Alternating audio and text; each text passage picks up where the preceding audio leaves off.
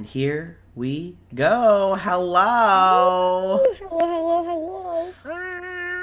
Who's ready to rumble? Start your engines. Rumble. No. I didn't get to kill Jason this time with it. Nope. I was prepared. I was ready. Well, here we are. Let me make sure everyone is in the correct... Nope, not everyone's in the correct order. God damn me. No. No, I'm I'm so not. good at it until this point. I'm me today. Now Jenny's the DM. Bless it. There we go. I'm not prepared. No. It's a weird puzzle we gotta do every single time. Yeah. Yeah. Well, I've had it the last few times, and then... Yeah. And then today it was just like, we're breaking your streak. Have a good day. Yeah. All right. Get fucked. Yeah, that sounds about right. Well, hello everyone. Welcome to this week's Welcome to Nexilis. Oh, Jason, look at you. Look at you. Look at this guy. This fucking guy. This fucking guy. I love you. All right. Never thought we'd use it on ourselves, but here we are. But here we go. This fucking guy. This fucking This guy. fucking guy. Breaking the fourth wall. It only took us this long. Mm-hmm. So, all right. Hello, everyone. Hello, Jazz. Oh, hi, Jazz. All right, and I saw that Lamont started to step away. If he's able to Yes. come back, awesome. If not, it's understandable. We got the VOD up for a reason. So, Taking care of friends. which is very important. Also, more of the VOD is up. I've been working on that today. More of it's up. Yay! So, At session 5, part 1 and 2 are up now. so we're getting caught up on the YouTubes. Perfect. Perfect. Yeah. That I have external the hard fucking drive external is doing hard drive. wonders. Thank fuck. Everything works when you have enough storage on your computer to actually work. Yeah. Yeah. Makes a difference. That's why I was saying I deleted like over 2,000 items and programs off my computer today, and it's been... I deleted everything that I could. Everything else I needed. Yeah. Oh, So I was like, yeah. fuck. I got rid of all the old Jar of Rebuke files the other day because I didn't need them because they were in my email, so Yeah. it works. Same. So, we're just gonna trust that Google holds those for us, or we're fucked. They're in my email. They're episodes that are already out. I have the final episodes done, like kept, but all of the like extra files I got rid of. Yeah. So, I have the finished episodes though, so. all right. I just realized I'm gonna need a D4. So, Yeah, and enough RAM, Ashley. You We are just correct. we don't dream. It's fine. Yeah, no no dreams. dreams. Nothing. No. well, first let's do a little recap of last session. Last session, Yeah. y'all had a meeting with Roger in the morning. The meeting with Roger went, I think, almost as well as it could have, if not as well as it could have. You've gotten confirmation that you are being, to some extent championed by gods. You've gotten confirmation to some extent that beyond the roof is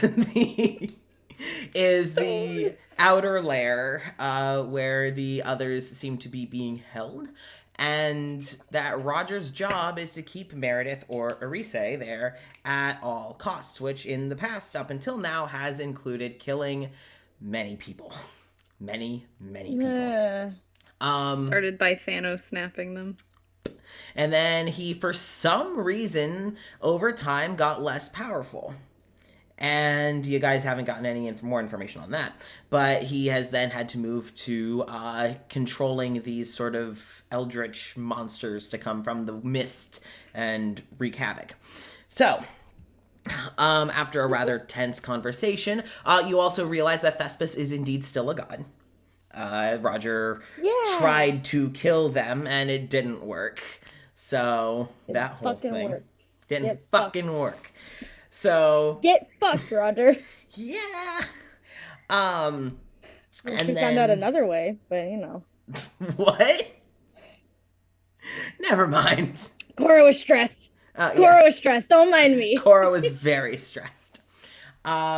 So after that, what happened immediately after y'all had the meeting with Roger? Richard and Claudius fucked That's in while we saw right. files. Yeah, Bridget. Poked the bear.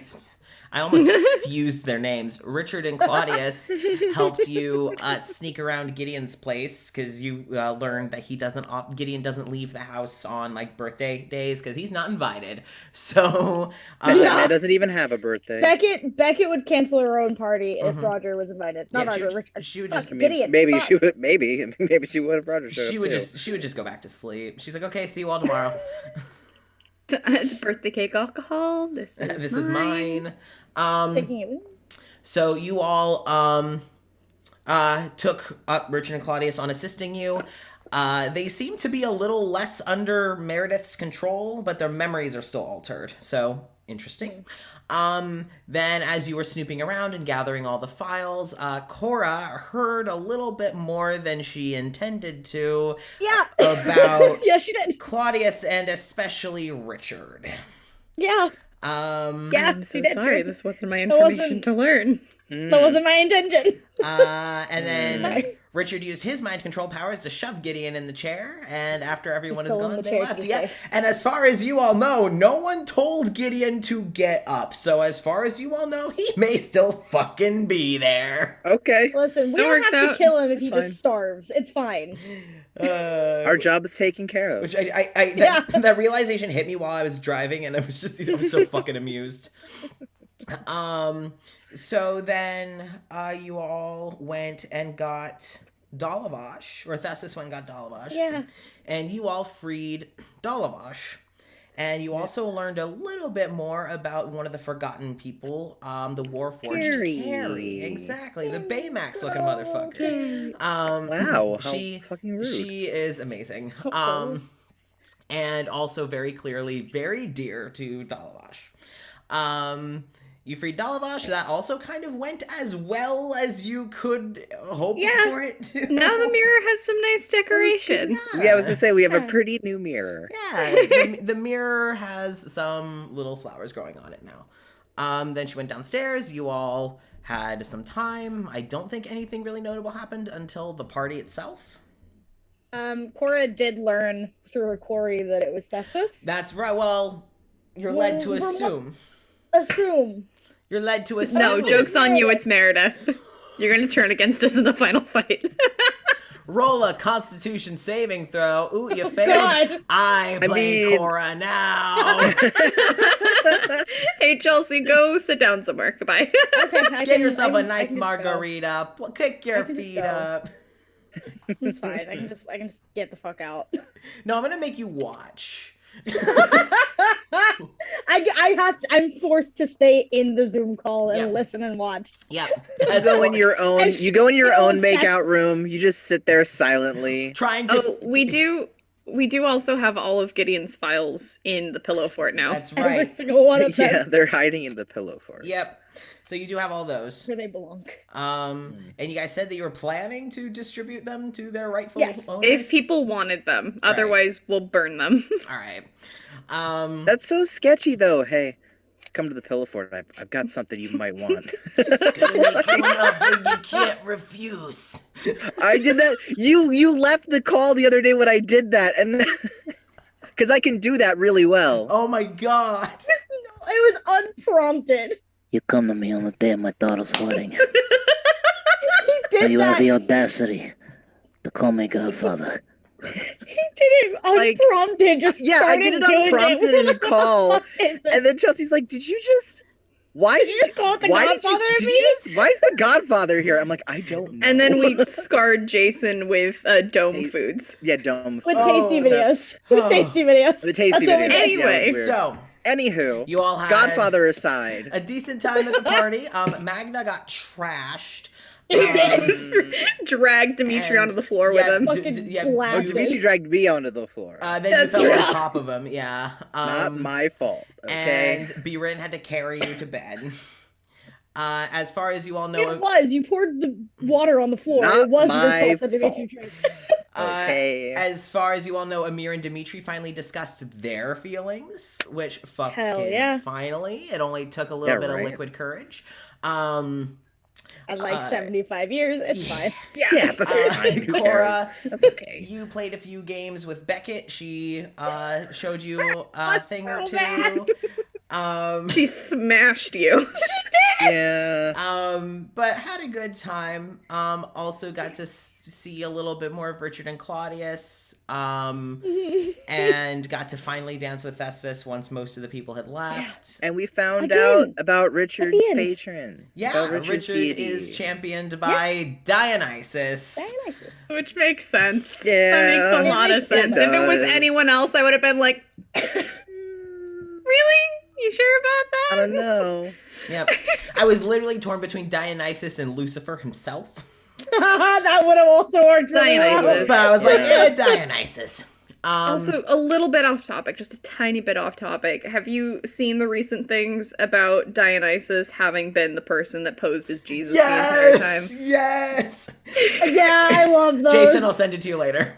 Oh, please. Because I It's haven't so seen that, and I'm so... incredible. I need this. I need this. in my Yes, life. I'll send it to you Turn later. water into wine. Come on. Yeah, that's it. That's all you need. That's it. all you need. And then, Ivor, you spent a good amount of time with Winter, who was like on and off Yeah, drunk.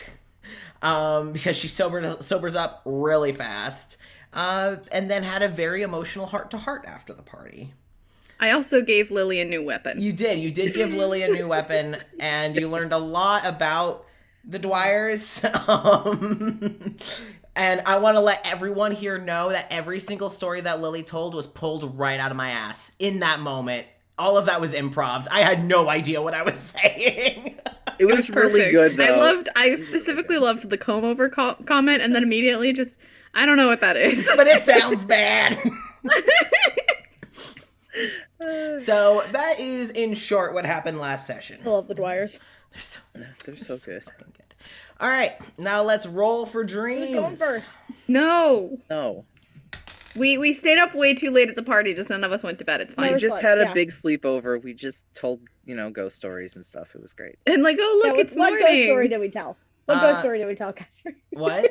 What ghost What ghost story? What ghost did we story tell? did we tell? We didn't sleep. We just told ghost stories. Ah. Magna. No, what? Hey! No, this is stupid. Jason's like, I didn't do anything. I Big didn't targeted. do anything. I don't deserve this kind of treatment. Magna. You do in fact conk the fuck out. I know. Rather fast once you hit the bed. No, I do. And the only thing you remember dream-wise is your dream. Wait, I don't remember anything else? I mean, when you're drunk, you typically have more than one dream, because you kind of slurred it all together. But I'm gonna say you only remember this one. Okay. So, Magna, your dream starts, and you're on a ship. You can feel the wood kind of moving under you, the boat, and you hear a lot of shouting outside. You hear loud bangs, which you, Jason, would recognize as gunfire.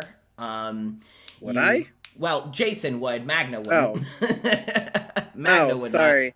At this point, I don't know who's who. not. That's fair. So, you hear gunfire. You hear shouting. You hear panic. You quickly you look down, and you see a rapier that you recognize as Cora's. And you grab your rapier and run out onto the deck to see chaos. People are fighting with swords, people are fighting with guns. You can see another ship, and the only thing you can think is you've been in these types of raids before. The ship has been attacked before, but you can never know if they are there for you, to bring you back, to stop you from trying to make things better. And you can't risk it. And so you take your rapier and go to fight, to stand in arms with the people that you have been traveling with, the people that you have come to call friends, to call family. And as you fight and the sounds drowned out, one of the main things you realize is just how hot the sun is, and how you've come to hate the heat of the sun, because it's the only notable thing that has been a constant in every worst day of your life, is how hot and bright the sun is. And as you push that to the back of your mind, in all the chaos, you lose your footing. You're not sure if you tripped, you're not sure if you were pushed, but you end up overboard. And as you're falling, very quickly you go from the heat of the sun to the ice cold of the water that you hit like a near solid object. Not quite, but it stings. And it's a high enough fall that it hurts. And you end up in the water, and you can just hear in the very faint distance still the pops of gunfire and possibly cannons, just everything going above water. But when you open your eyes, all you see is a haze. You can't even tell what direction the sun is shining from. You can't tell what way is up. You now no longer know where the boat was, where you came from. All you know is that you need to get up. So you keep trying to swim and push your way through. As your chest starts to burn, you can feel your lungs struggling, but you know that if you let go of the air, that you will have nothing in your system, and your throat starts to burn and your mouth starts to twitch as you keep swimming and you keep swimming and you keep going, desperate to find your way up. You even for a moment just try to let yourself float, but you feel yourself just spinning. You're not going up. And as you keep trying to find your way up in the panic, eventually your body's natural reflexes win, and you feel your mouth just and you just inhale water, and that burned far more than the initial sting, and you feel your lungs swelling with water, and then you black out. So you have now all dreamed each other's deaths. So Magna, relatively short, but that is your dream. That just sun comment though. Yeah. Yeah, I was That's a waiting. real I was thing. waiting for that. That's yeah. a real fucking thing for Cora. I know why. I understand why, Mhm. but fuck you. Yeah. No. What the fuck? Come on. Yep. That's what you get. All right, let's see who goes next. I think we're good. No. No. No, I don't think you're good anymore. Ivor. I'm good. It's fine. Ah. It's absolutely. I don't have a two-sided dice, but I do have my coin because I'm kind of torn between which one you're gonna get. So, Oh. Ooh. Ivor. Can I flip a coin? Okay. You know, Matt, do you want to? No, I don't want to be a dick. You Oh, can do it. okay. All right. Do it, Jenny, bitch. Jenny, Do Jenny. it. I don't have a coin. Heads or tails, Jenny? Tails. It's a big ass coin. What the fuck? It's my Beckett stimming coin. All right. Heads. I'm assuming the better one was going to be tails. I mean, neither are better or worse. It was just Oh, you get that one, doesn't make me feel good. you get one, Cora gets the other. Oh, fun. I valid. love that for So, heads, you lose. So, I'm going to take my glasses off because they're kind of annoying me right now. You start your dream, excuse me, get fucked. Okay, sorry. You start your dream, and you are, sorry, my glasses kept trying to fall off the printer. Ivor, your dream starts as you are walking, not walking, that's not the right word, storming into a busy corridor, into a busy office sort of reception area. You see people walking around, you hear murmurs, and as you enter, you realize two things. One, almost everyone goes nigh silent the moment you and another pair of footsteps walk in. Two, the voices that are talking are causing little flickers of color in your vision. As you're walking, you realize by the heavy footsteps that these are steps of rage and determination. And you storm up to a desk where you see a young, androgynous looking person, short hair in a suit, very, rounded face. And they look up and you see that their eyes are kind of distant, like very lights on no one's home sort of thing. But the moment that they look at you and make eye contact with you, it's not that there's a moment of clarity, but even in their haze, they know to be fucking scared. And you see two hands slam on the table, and you see the hands to be very strong hands, definitely not the ones you recognize from Winter's Touch. And the moment your mouth opens, you recognize the voice. Where's my daughter? And the room goes quiet. And it's just, Mr. Dwyer, and you see one of the hands go down, you hear a click, and then just a gun gets pressed up right under the person's chin. I said, where's my daughter? Just, she was taken upstairs with Dr. Vera, sir. Dr. Vera took her upstairs. And you see as the panic hits in this person's voice that the words kind of start to get, like, the color is more staticky in his vision as the rest of the room has gone quiet. And he looks over and you see Winter. Long hair back in a bun. You see she's also very similar to what Walter's wearing a suit. It's not the suit that you saw her in, but it's a lot more rigid. It's not fun. It doesn't have any personality. And her face is cold, calculated. They give each other a shared nod, and Walter pulls the gun back, and they head down the hall with a speed. They head, you see them eye the elevator, and then just immediately ditch that for the stairs. And you see why very quickly. Is the speed that they can take the stairs at is quicker, no matter how far up they have to go with that elevator. You can kind of feel the thoughts, Dr. Vera, Dr. Vera, Dr. Vera, as you can count how, you can tell that Walter is counting how many flights he just runs up, not even acknowledging the doors that he passes, as he, followed close behind by Winter, is charging up the stairs of this just rigid, cold business building. And eventually you get up to a certain flight of stairs, and Walter, after counting 1, 2, 3, 4, 10, 16, gets to about floor 19 and stops, looks at the door, and without even looking at the sign, just kicks it off its hinges. The door goes flying into the hallway, and you can immediately hear over the intercom systems from a recognizable voice from downstairs, the Dwyers have gone mad! The Dwyers have gone mad! And you just see Walter pull out a gun and without even looking, fires, and the Dwyers have gone mad, and it just shoots one of the radios. And then, like, looks down the halls, and you can see there's a bunch of fucking doors either way, and you hear an alarm just start to kind of over the intercom system, but they don't seem phased as they just charge down the hallway. Eventually, you do hear shoutings from the other side behind them of, stop, drop your weapons, heed. And just Walter doesn't turn, but you hear the footsteps behind you stop, and then just gunfire. And then all of the shouting of orders to stop. And you hear Winter, keep going, as Walter keeps running. Eventually, out of a hallway towards the very end of the hall, a doorway at the very end of the hall opens very quickly, and a man steps out.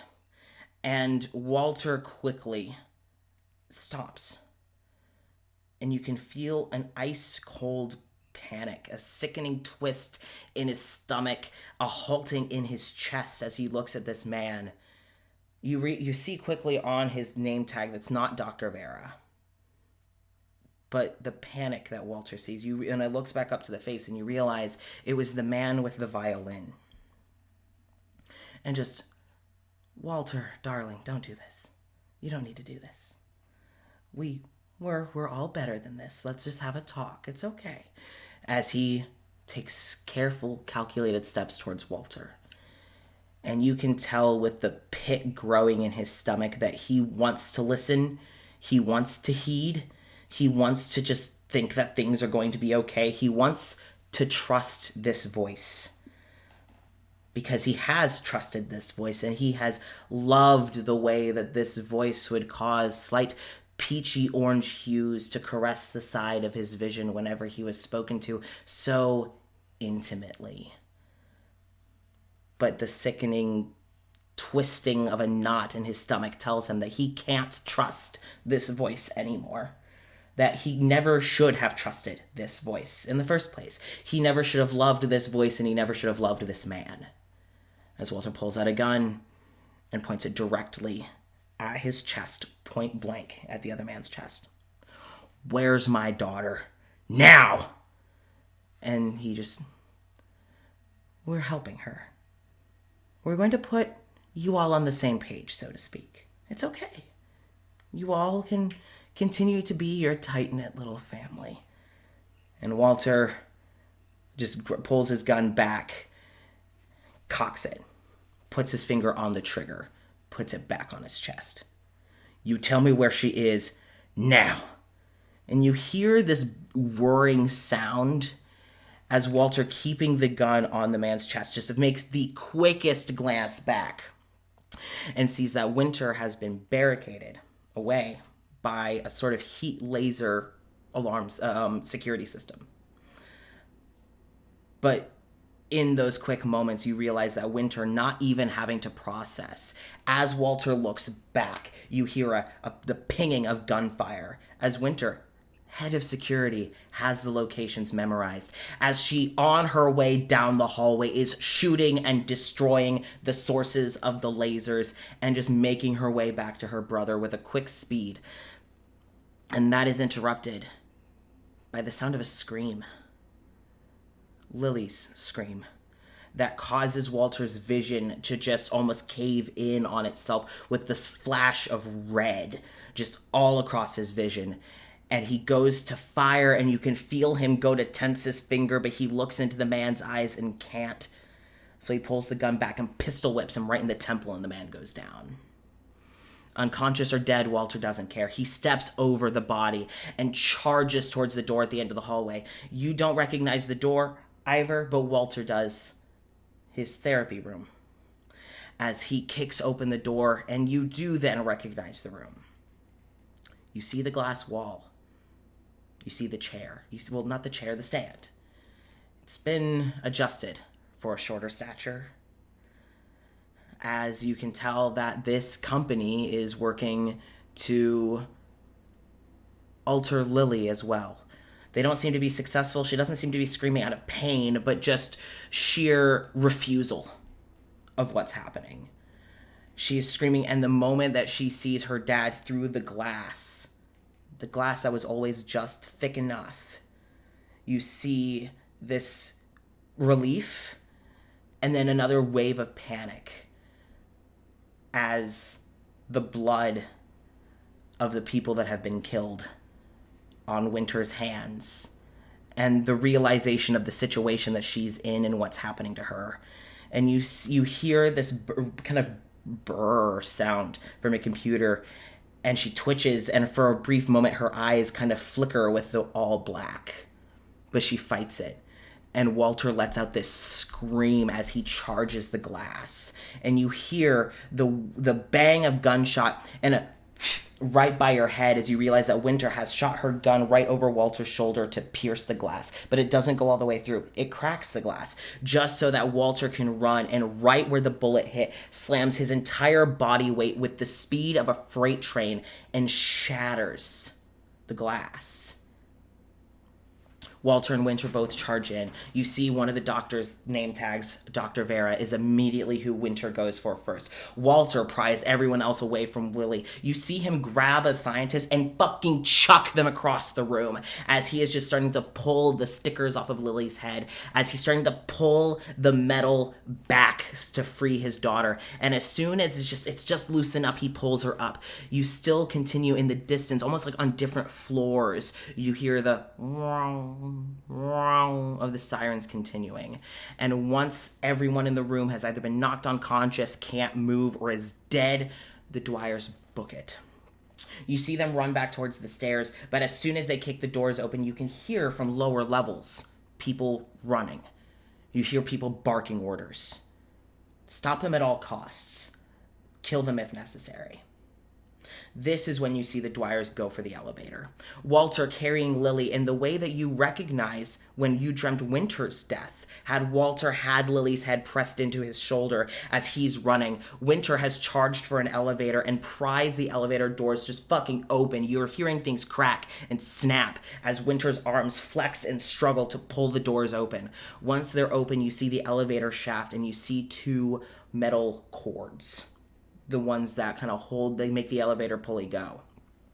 Winter jumps on, wraps her arm around it, and loosely kind of puts her shoes against it. She fucking slides down. Walter tells his daughter, keep your head down, and jumps out and grabs with his bare fucking hand, and his feet begin to slide down. You can feel the burn and the tear of your skin as you just start to loosen it just enough to slide down at a speed that could not be matched by the people charging up.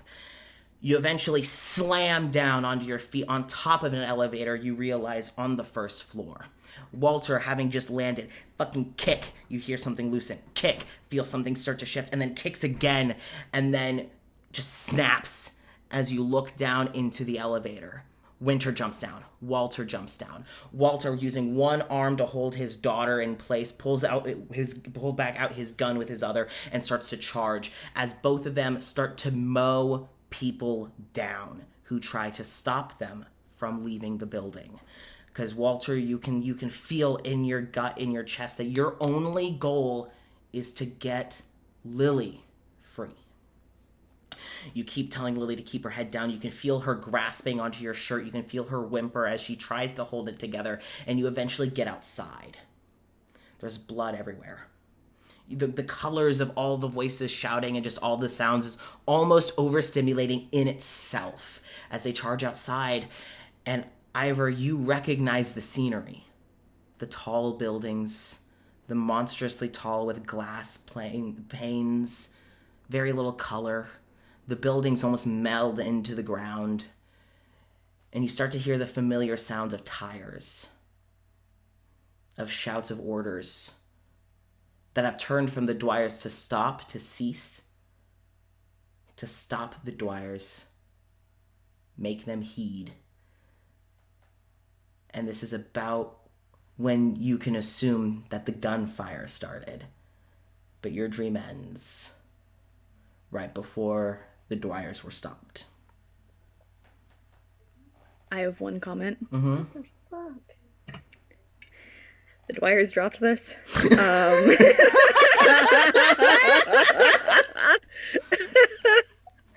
It's incredible.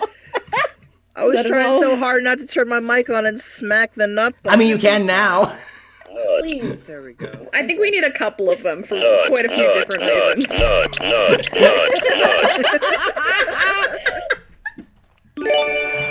Oh, thank you for the sub gift, Ashley. Appreciate it. That's awesome. Thank you. So that is I don't want to go. that I is don't your wanna go. dream, Ivor. The memory that Winter recently told you about, to an extent. Now, Cora. No, Corey just doesn't sleep at night. It's fine. No. Yeah. Cora, your dream starts Oh, what's up? as you are kind of going down into what seems to be a bit of a cave system. And there's not a lot of fear. There's more caution, right? It's just like, watch your step, be careful. You do realize whoever is descending into this cave is alone. They are doing this completely by themselves. And as they're kind of descending down, as they're kind of climbing down the rocks very carefully, you feel the weight of a backpack kind of jostling on your back. Every now and then you kind of feel the tickle of curled hair, kind of like a brush across your forehead as you're going down. And then you go to grab a rock and you slip and you feel the of something stabbing into your hand. Like, ah! And you recognize the voice, but you can't pin it where, as the person keeps going down and eventually kind of lands on their feet and goes to kind of brush off their hands on their pants. Looks and you see this deep gash on their hand. It's like, that'll heal. That's fine. And that's when you recognize Mikhail. That's a kill. Nice. Okay. Okay. With a lot more warmth and energy than you've ever heard with them in their voice. Yeah. And so they start walking into this cave system. And it's beautiful and also clearly has not been explored. This is not a tourist destination, okay? This is this is probably some sort of historical find as they kind of start to go around and as they're kind of poking around, every now and then you hear them kind of just idly humming to themselves. Once they get into this opening in the cave, it's hello, hello, hello. Hello. I love Mikhail. What the fuck? My name is Mikhail, and you are going to make me a lot of money.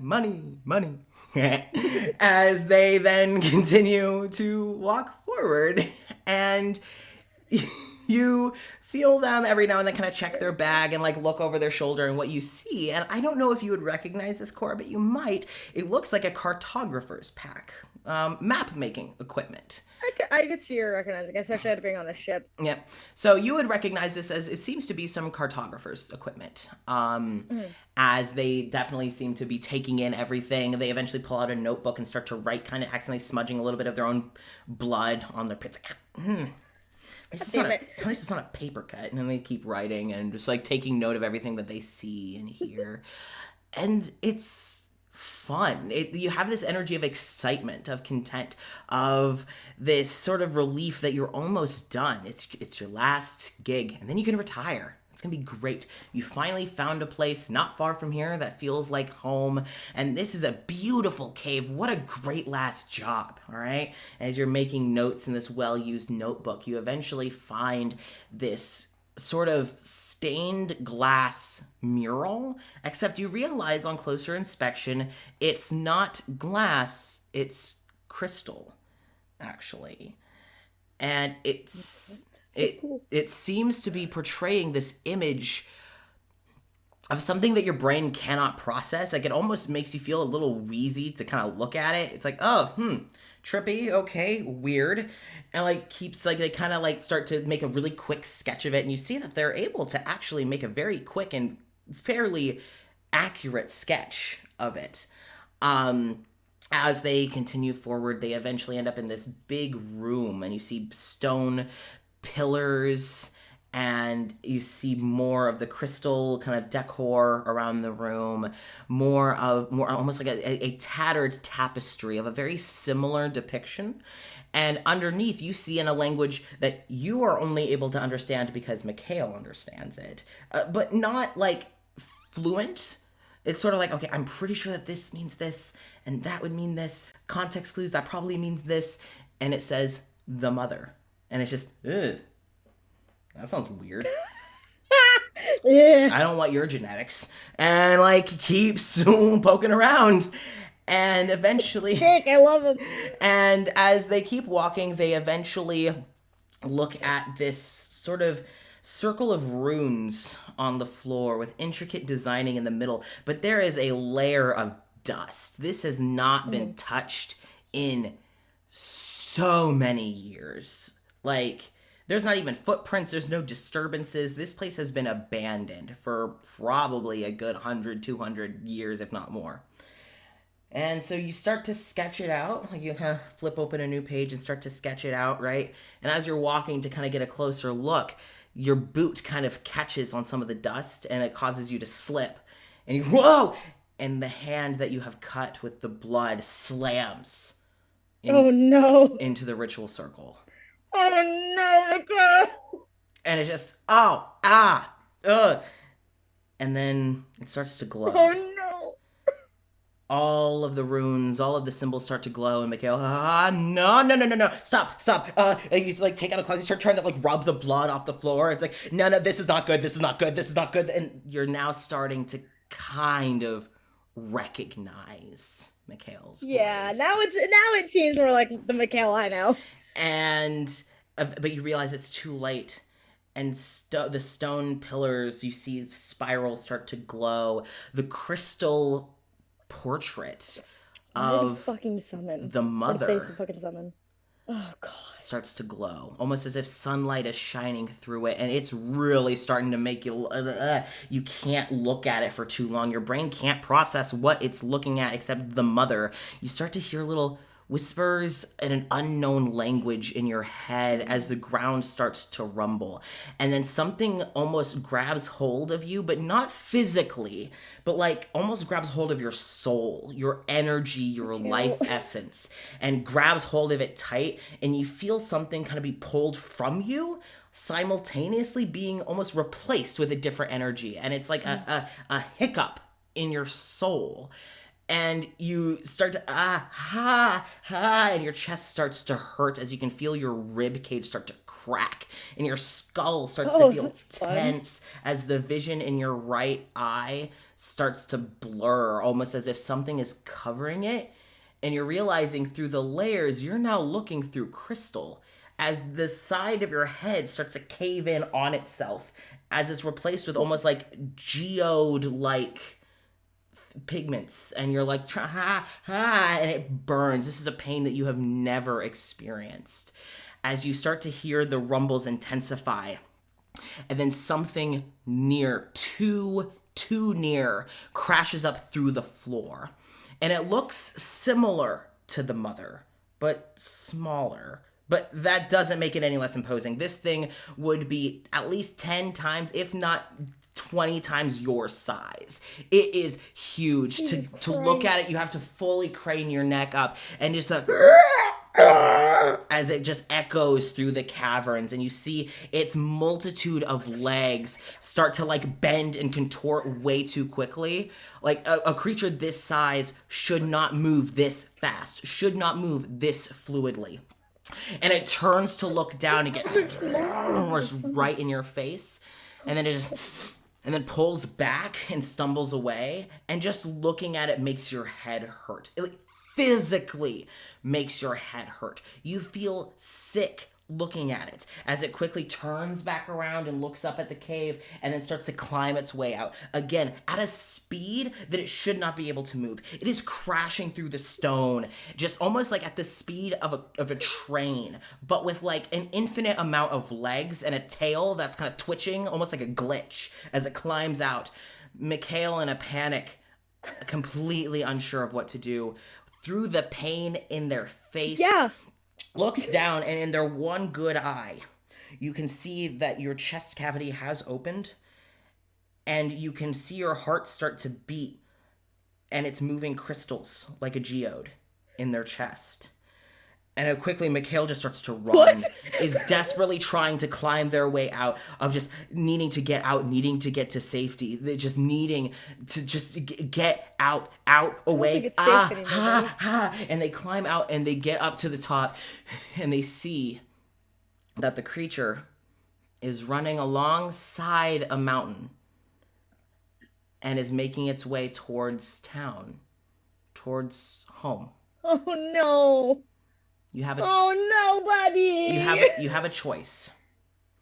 You can either run towards town, warn them, maybe save them, but that means you would be there when that creature gets there. And just the thought of it seeing you, the thought of you being near it just makes you shrivel, and you look away and you see that you could just run through the woods and never look back. And you look back towards town, and then the dream ends. What the fuck, Mikhail? Gotta love that good survivor's guild. Also, Mikhail is the one person that would accidentally release a curse by being clumsy. Eldritch horror of a creature. What the fuck? Slipped and got blood So on the I'm circle. assuming and it's that's like, why they were now it's hell. executed. I mean, that's what I assume. Corey doesn't know that they died by execution. Hey, babe, thanks for that one, by the way. Thanks, love you, baby. Yeah, Nessa one. Fuck you, Nessa. Fuck Nessa. God damn it. Those are your dreams. You all wake up. Yeah. Anything for you, darling, Nessa says. Now we get to figure out what our significant others dreamed, which is always fun. That's true. That's true. Magna, you wake up first, or we're gonna start with you first. Wakey, eggs in pain. Good morning. Magna, you wake up. Hello. And your arm is draped over Amir, who's still relatively, like, you can tell that he's kind of starting to wake up. Oh, that's new. He seems to be, like, struggling to wake up. Trying to wake up. Birin, on the other hand, is awake, is seated upright, and does not seem to be in a terribly good mood. Oh shit. Also, I need you to roll Constitution to see how hungover you are. Oh. Yeah. Oh, okay. I took a second. I was like, what? Who is trying to attack me this early in the Trying to morning? Kill me. Who's trying to kill me? I'm gonna, roll. Oh, it's myself, I guess. Roll Constitution to see how hungover you are. You are hungover. Let's see how hungover you are. How hungover? That's a 15. Okay, so you can handle seeing like anything less than a pitch black room. Smells and movement aren't too bad, but you don't feel good. You feel a little nauseous. You feel icky. You don't like the taste of the leftover liquor in your mouth. It's all bad. It's all gross. You feel kind of achy, but you're not like you're not throwing up. You're not, it's tolerable. Yay. I mean, not yay, but yay. You're not going back. You're not to gonna sleep. worry Amir immediately. Yeah, immediately. You're not gonna wake up Amir by vomiting. Immediately. Birin does look down as she looks at you, and her look kind of softens. Just like a morning. How are you feeling? Yeah, that's what I expected. And she kind of like looks to Amir, and it just sort of gives like a very gentle nudge of Amir, and Amir his. And he takes a moment, and then just... Morning. And just swallows it down. This little grandpa needs to figure some shit out. Old man. We talked Old about man, it. how many times do we have to teach you this lesson, old man? So Amir, he kind of sits up and just... and asks nigh immediately after you just answered for Biren, how are you feeling, love? Would you like me to get you a glass of water? That's probably for the best. All right, let me go get you a glass of water. And he kind of shuffles out of bed. You do notice that before he leaves the room, he is no longer hiding his scars. He's no longer putting on the glamour to hide his exhaustion, to hide his scars. He's just walking out of the room. So you are now... Character development. Hey, You love to see it. You're once again left alone with Birin, who kind of gives like a bit of a deflated... How did you sleep?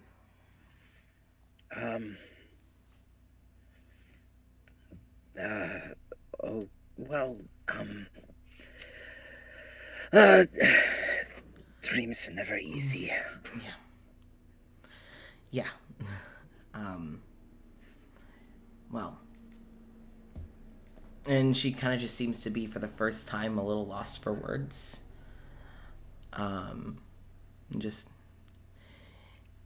It's a little strange. Sometimes. And then you see her kind of staring at the door. And then... How did you sleep? It's a little strange. Watching yourself die? And then seeing the aftermath. And she's just staring at the door where Amir had just left.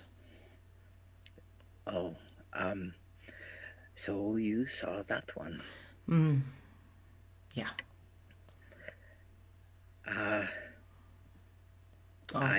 I've also seen that one. You see her kind of... Is that why you came by the bakery that one morning? Yeah, that's exactly why I came. May I ask for a hug?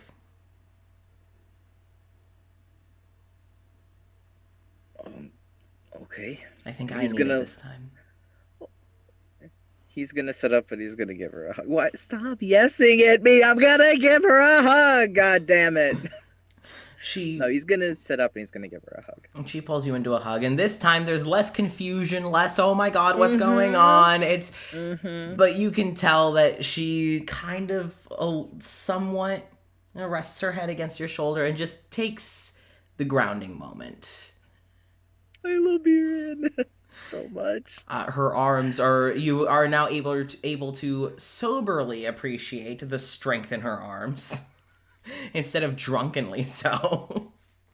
I mean, still, I will always appreciate it.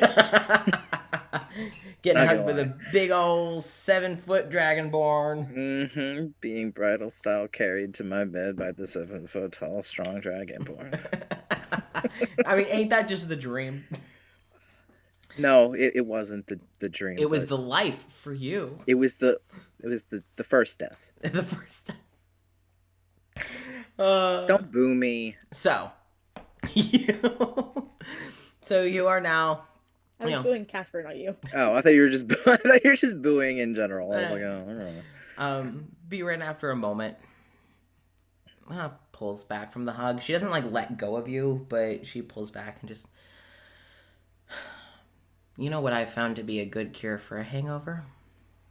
More sleep. No, especially not with the dreams. So I don't want to risk that. But maybe some time at the sauna.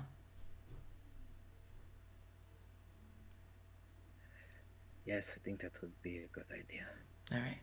And about this time, Amir comes back in and has like a glass of water and just, here you go, Magna. And just the moment that Amir walks back in, Biren just kind of pulls from the hug, not to let you go, but just to see that Amir is there, and then relaxes. She still kind of has one arm around you, as Amir walks over, and he seems to just be feeling a little better than when he first woke up. He offers you the water. Now, don't chug it too fast or you're going to throw it up. And I'm not going to spill it on the floor either. I'm actually going to drink it this time. Well, that would be appreciated, yes. So I'll just drink the water. And Amir kind of reaches over and kind of rubs your arm. Just a kind of a good morning. As good as it can be.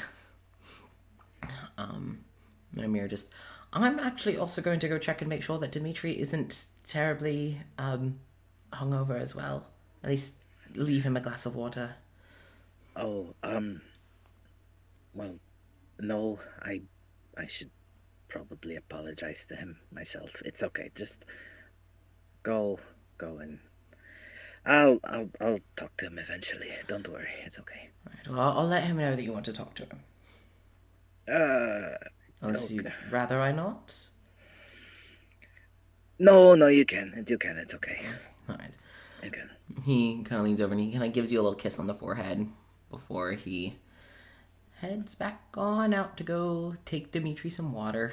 At that point, Biren does unwrap her arm from around you and slides off the bed and gives a big old stretch. Just, finish your water and we can head out. Would you like for me to see if Amir can come along, or would you mind terribly just spending the morning with me? I'm fine with, either is fine.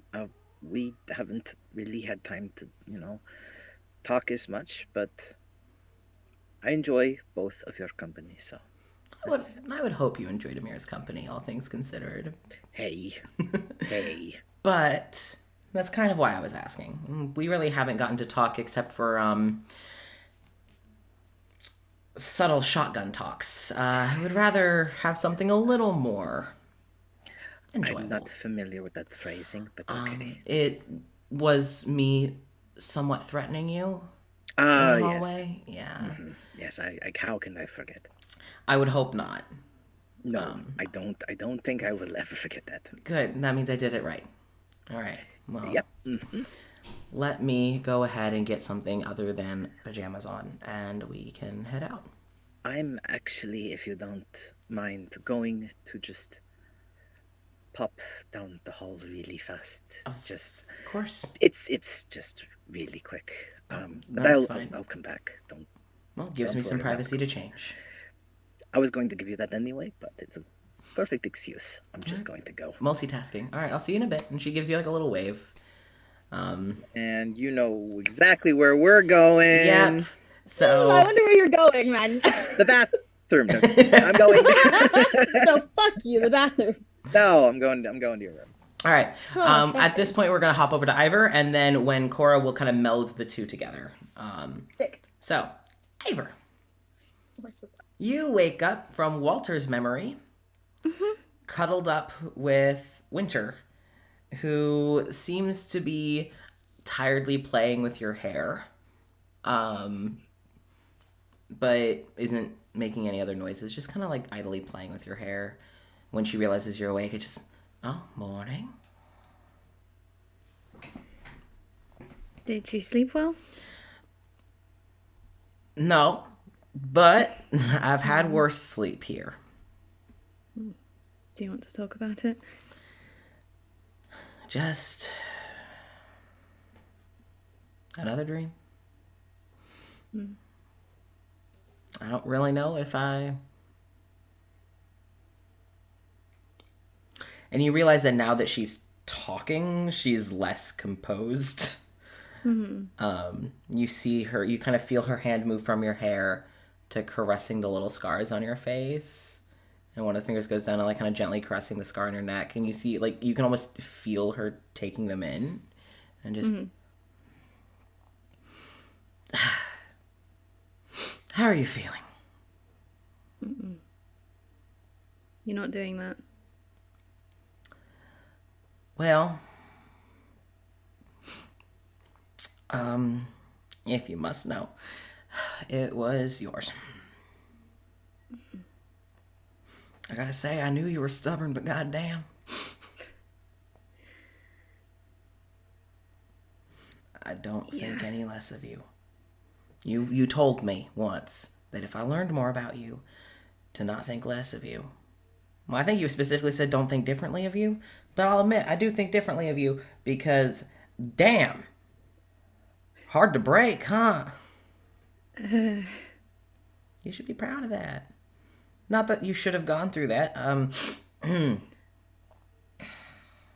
sorry. I'll stop. Do you mind if I ask what you saw exactly? I don't remember a lot of it, and two other people that I'm aware of have dreamed it. You sure? Don't you think it might be for the best to... I don't want Gideon or Meredith to be able to use it against me. Okay, no, that's fair. All right. Well, I remember you running over dead bodies and screaming and hollering in the back, and you were outside and you ran through the grass. Massive garden. Don't know where you were at, but damn. Swanky party. And you got far and heard some dogs.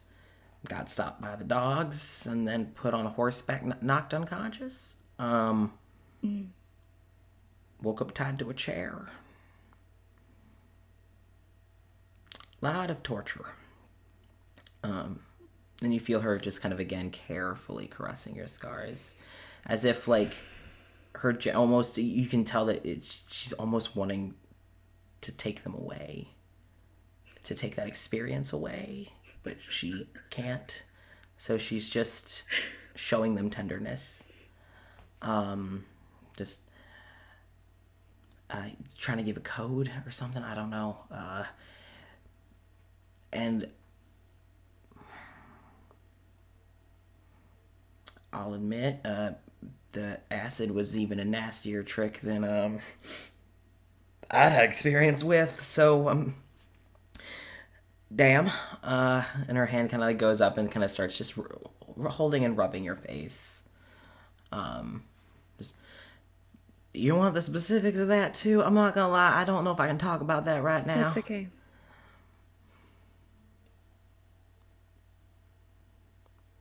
You were one stubborn bitch. You know, and I said that I always win. Yeah. Always win. Damn right. You know what? Not that I didn't trust you or anything, but now I understand how much I'm going to have to up my game. You're never going to win an argument against me. But I could get second place. Second place is still last place. Oh, we're starting early. Damn. And she kind of just like kind of takes your nose and gives like a little, very like Southern grandma sort of like a, just, how did you sleep?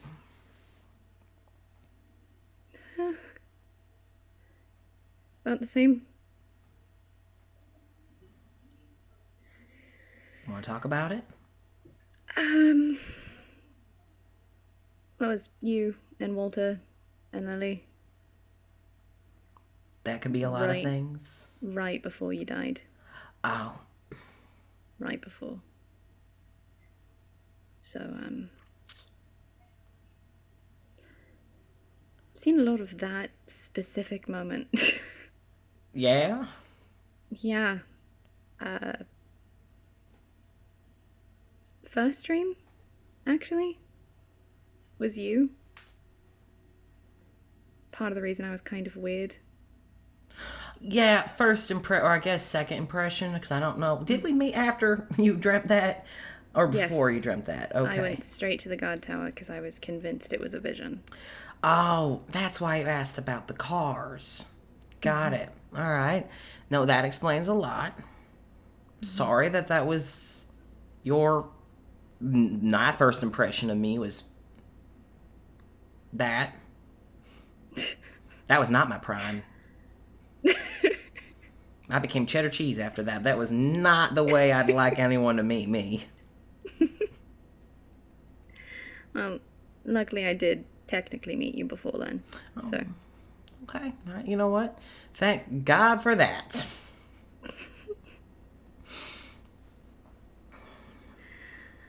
I'm sorry yours was the bad one. What do you mean? Your dream. Oh. Yeah. That's legitimately by far the worst memory that I ever have had. Ever. Nothing else bad has happened to me. So, if you had had anything else... I'd say lucky you, but that bad is kind of bad. So I think it kind of evens out. You feel like kind of starting to run her fingers through your hair. I'm sorry that you've seen so much of my shit. I promise you there are far cooler things that have happened to me. I'm gonna be honest, you and Walter are kind of badass. Oh, you know, if anything good came from that, I mean, yeah, we were pretty scrappy and good in fights before. I mean, there were a lot of punk kids that we beat up in the high school parking lot, but nothing like being able to kick flip off walls and shit. That's cool. That's a nice addition to my repertoire. You know, I'm gonna be honest. If you and your brother were from my world and competed in the games at the festival each year, you would have gotten my favor immediately. So you're saying if I ever find a way to compete at these games, that would just make you like more into me? I don't think I could be. Oh, well, now I have a challenge. Now I need to see just how into me I can get you.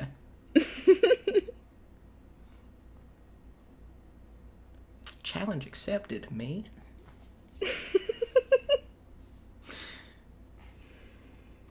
So, well, got any big old plans for today? I don't think anything officially, but I know I'll come up with something. Well, better busy than bored. Idle hands are the devil's work, so on and so forth. I don't think that we're going to be very bored until we get out of here. Oh, but wouldn't being bored be nice for a change? Really would. Well, I used to be. I used to hate it. But I would give anything to die for something to do. Well, I guess that's going to be our first goal after getting out of here, is to get... Yeah, it's not going to happen. I'm going to be honest with you. Well, you know what? I don't know. Maybe for you and your brother and Lily, but not for me. Well, I will be there to help as much as I can. I can't tell what you'd be getting up to with all these fancy parties, but... I have something to warn you about. And something to ask you. Both from a conversation that I had with Lily last night. Oh, God. Okay. All right. Lay it on me. I might have given Lily another weapon. Another one? She's gotten one from almost everyone here. Okay. All right. Well, it had to be from me eventually. Yep.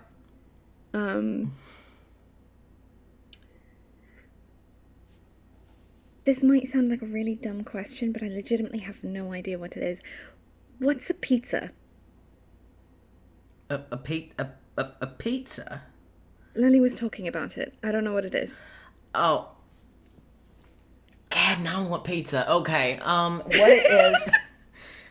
Like that kind of cold pizza that you accidentally left in the box on the counter all night, and you're just broke enough to not really care that you probably should. Anyway, pizza it's bread, it's a dough, all right, that's kind of rolled out flat. You toss it in the air and you make it all round and flat. And then once it's nice and thin, you put it down, and then you put different toppings on it. Stuff like tomato sauce, cheeses, different meats, sometimes fruits if you're creative or inventive or not vehemently against pineapple on pizza. Put vegetables, all other sorts of shit on it, all right? And then you bake it, all right? So it's nice and round. And you bake it, and it melts all the cheese and heats up all the toppings. You pull it out, and then you use a rolling blade to cut it into pieces, all right? Almost like you would a cake, all right? Like, you know how you cut do you know what a cake is? Yes, I know what a cake is. Do you know how you cut a cake and the way that a cake piece is shaped? Winter, I'm from a different world, but Like a triangle? not... Yeah, yes. Listen, I don't just know look if at you're- shapes. Different world. I'm not stupid. God. I don't know if your world cuts cake Albert, differently. do you know what a triangle is? Please, for the love of God, tell me you don't know what a triangle is. Please, God, tell me you've got triangles from where you're from. I swear to God. That might be the breaking There point better for be a me. triangle in your world. I can live without technology. I can't live without triangles. I can't live without a day without triangles. So okay, you know how a cake is cut. All right. So you cut a pizza like that, except it's much thinner. It's very thin, and then you just have pieces of this bread with cheese and tomato sauce and other sorts of toppings on it. You can get real creative with what it is. Sometimes they make dessert pizzas. Mwah, that shit is delicious. So, follow-up question. Huh. When was the last time you had a pizza? Literally,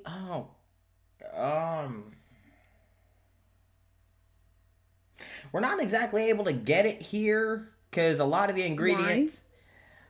Listen, Richard has tried to get produce in here, and he can get produce in here. He can get cheese and shit. And Amir really tried to make a pizza dough. I've had pizza since I got here, but like I thought I had cheap pizza before I got here. And then I got here, and I think one of the worst things, like, okay, Walter dying, bad. Right under that is probably the shit pizza. I'm coping with things right now, okay? Leave me alone.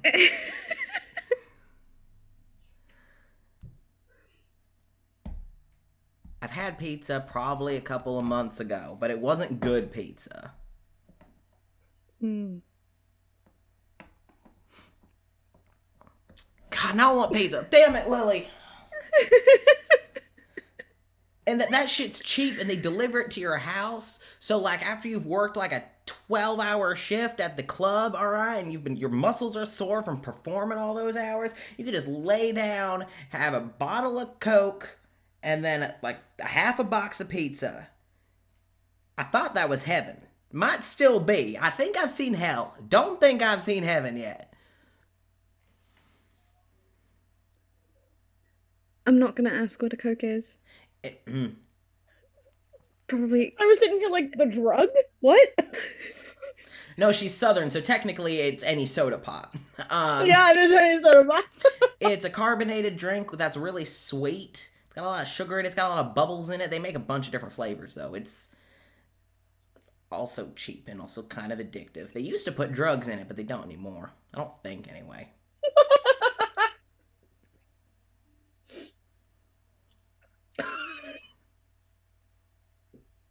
I had a lot of other questions. I don't think I want to ask them anymore. Sorry.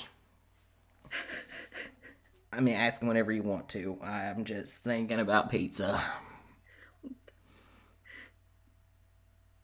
Well, the things that Lily told me were about bumper stickers and freeways and mopeds Hold on. comb-overs. What was the second word? A freeway? A freeway? Or a three-way? A freeway. Oh, thank fuck. Okay. Okay. I had a panic. Okay. So, bumper stickers are the kind of stickers that you put on the back of your car. It's a decorative piece. I don't know what a sticker is. It's a sticky thing. It's like a piece of artwork that you can stick on something. All right. It's usually a small piece of artwork that you can stick onto something. So like a book or a wall or a car, and you can take it with you wherever.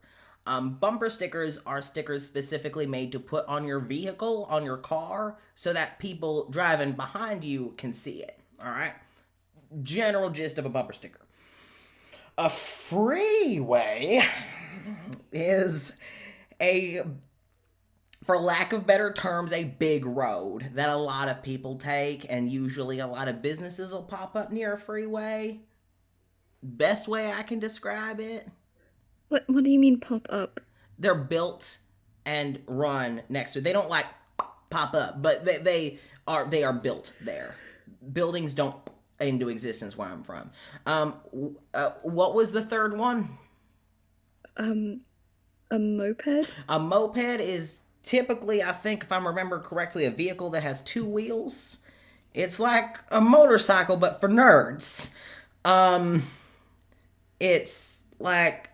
I don't know what that is either. Okay, we're gonna have to come back to that one. That's gonna take a lot of explaining. And then a comb over is a really bad hairstyle. It's usually short hair. Usually they have very thin hair, and they brush it all over to one side to try and cover their really not so pleasant hairline. And usually you have a lot of like hair oil and grease in it, so it looks bad. Also, there's a lot of really notorious historical figures that have comb overs, so it's just not a good look for people to have. Okay. I have to ask. What is a three-way?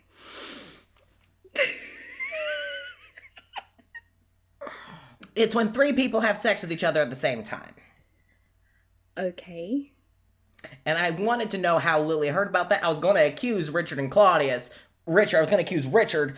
Well, she did tell me a story about you that you apparently told her when you were in college. Oh, shit. No, you're right. Fuck, It's your fault. No, it may have been me. Oh, a three-way is when three people have sex together at the same time. They're not always the greatest. Sometimes they're just exhausting. Sometimes they're fun, but sometimes they're just exhausting. I wouldn't know. Have you never had a three-way? Have you never had sex? Winter, you're the first person I kissed. Nope, you told me that. Okay. Sorry. I'm really, really thinking about pizza right now. Which honestly, even bad pizza is better than bad pizza is often still better than a great three-way. I'm just saying. Do you want breakfast? Okay. We can't get Go for breakfast. We can't get pizza, but we could get food. Winter's safe word is pizza. Oh, God. The issue is when she says it, she expects one. It's like, you're going to stop and you're going to get me a pizza. I don't care where it's from. I don't care what time it is. Huh? We've been streaming for an hour and a half. We haven't even gotten through all three of the fucking, like, wake up. We haven't even gotten to breakfast yet. I'm also gonna say, just completely unrelated, but this entire scene, I've been listening to the Spider-Man video game pizza song. Just in the background, and it's so good. Breakfast. It's not even eat breakfast so yet. Good. God. So, we're gonna cut it there. Jesus Christ! But that was Like a slice of pizza, I am we're gonna going to cut it say, there. she is going to keep asking questions. Yes, which... Rolling blades? What? What's roller derby? And why is it so violent? Why is it so Why does Lily like aggressive? it? No, never mind. I know exactly why she likes it that much. So, what's a queer? Us next. I can answer that one easily. Everyone in Nexilis. Everyone here except maybe Gideon. He's queer in a different way though. Next. So, Cora. Yeah, why? Yes, Cecil, I do want pizza. Yes, actually. Order Domino's, please. I also want pizza. That sounds incredible. Oh, I want pizza. Come to Florida then. That's a very I might. expensive pizza. That is a really expensive pizza. That is a very fucking. And we'll get Noble Crust pizza and make it worth it. So, Cora, you wake up after the McHale. Yeah. Okay, fine, frozen pizza. That's Yeah. so good. So, you wake up after McHale's whole everything. Yeah. Yeah. Fuck was that? You wake up and Thespis is once again awake, seated upright. You hear them. They've kind of quietly pulled one of the boxes of files near them, and they seem to kind of just be very quietly going through it. They don't seem to notice that you're awake. Yeah. She'll just sit up carefully. Okay. Just, good morning. Oh, and then they kind of put the file back in. Morning. How'd you sleep? What box is it? Can she tell what box it is? Yeah, this would probably be Walter's box. Okay. I was curious. Yeah. Weird dream. That's all. Wanna talk about it? How about you? Oh, way to deflect the question. It was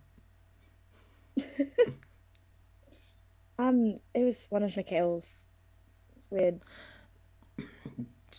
Don't talk to them about it, whatever it was. I got the feeling that talking to McHale about McHale's past wouldn't be a good idea. No, From the few times I've interacted with them, I didn't think it'd be a good idea. no. Smart. Yeah. Well, I'm sorry about that. I know it's not my fault, It's okay. but it sucks. It's not, and it's okay. It wasn't pleasant, but it wasn't bad. It was just weird. It wasn't the death one? No? No, it wasn't. Okay. No. I slept okay. Not a death dream, but not a fun one. Well, I guess it is technically a death dream, but not like a death that brought them to Nexilis dream. So Richard and Claudius are vampires, so you know they've so Yeah. So not fun, but no, but I've had it before. Sucks. But I know they're much happier as vampires than they were before being vampires, so yeah. just kind of going through the boxes now. I was wondering. It feels icky going through them a little bit, but I need to know like what Gideon's plan is, what his game is, you know? Yeah.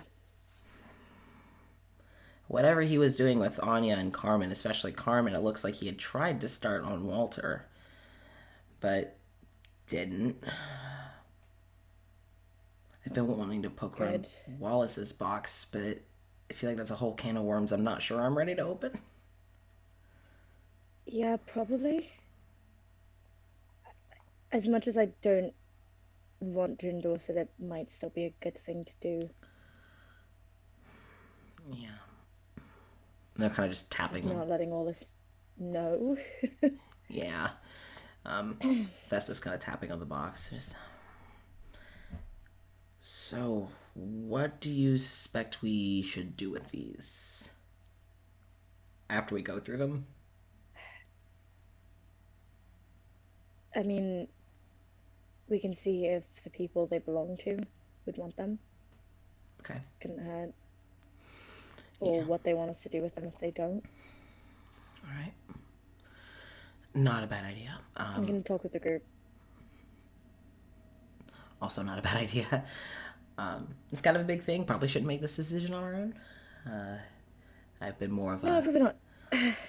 a democratic sort myself, at least in the sense that majority rules, that's probably where we should go with it, but it's hard to do democracy right, I've learned. So we're going to do our best. We should probably also talk with everyone about freeing more people today as well. Yeah, because it's kind of starting to sound like, and you start to hear a rumble of thunder. I don't know how much time we have left, so we should probably prioritize who might be the most at risk if we don't free them. Who would be best to be on our side?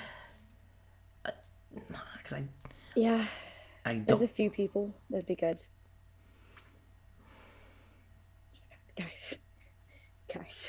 I gotta mute the hold on. I gotta mute it. Sorry, we started a planning chat so that we wouldn't be pinging you while we were talking about who we wanted to free. Okay. So I was like, I kept getting dings and I was like, So, you all end up. We can talk with everyone though. Okay. And about this point, this is when Magna would approach the room. So, Magna, what do you do? Do you just knock on the door? He's gonna try. I mean, it's impossible, but he's gonna be like standing on the other side of the door, as small as he can make himself, as to not be like, "Hello, I am a large man coming to you to discuss your death." Like, that's weird. So, I mean, he's kind of like knocking on the door, just like Very gently. just very, very gently. Like, hello. Hello. The fur making that little like pat pat Like, scrapey noise. just like, boom, boom, boom, boom, right on the door. Cora would answer it. Yeah. So Corey gets up and answers it, and you see Magna, kind of.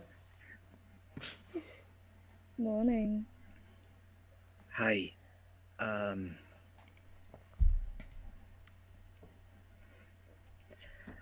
Good morning. Do you want to come inside? Are you okay? I don't think I've been in the pillow fort yet. Come on. Magna, you come in here and you hear Cora just opens the door. you hear Thespis. Hey, morning, Magna. Are you in the pillow fort? I am, and they kind of pop their head out. Ah! Oh. Come on, it's nice and cozy in here. Okay. Be careful, you're big. You're big. I can't help that, if it gets messed up, we can fix it. It's fine. Oh, it's fine. Don't let Thespis be You know, I'm just not Don't let going. No, Thespis no, be I had an idea. And Thespis, and you see like kind of glimmer and glow and glitter around the room, and then you literally see like Howl's Moving Castle sort of shit. Like the pillow fort literally just kind of starts to expand and get bigger. And then it just kind of settles at like a much more comfortable height, and Thespis is like, there you go, shouldn't be a problem now. Ooh, I got more room to move these boxes. And like you see them kind of just crawl on over to start shoving the boxes. This is more making this conversation This is the so bitch much harder. that gets excited about spring cleaning. Yeah. Like, I get to organize and redecorate, and it's gonna be awesome. Yeah. Yeah.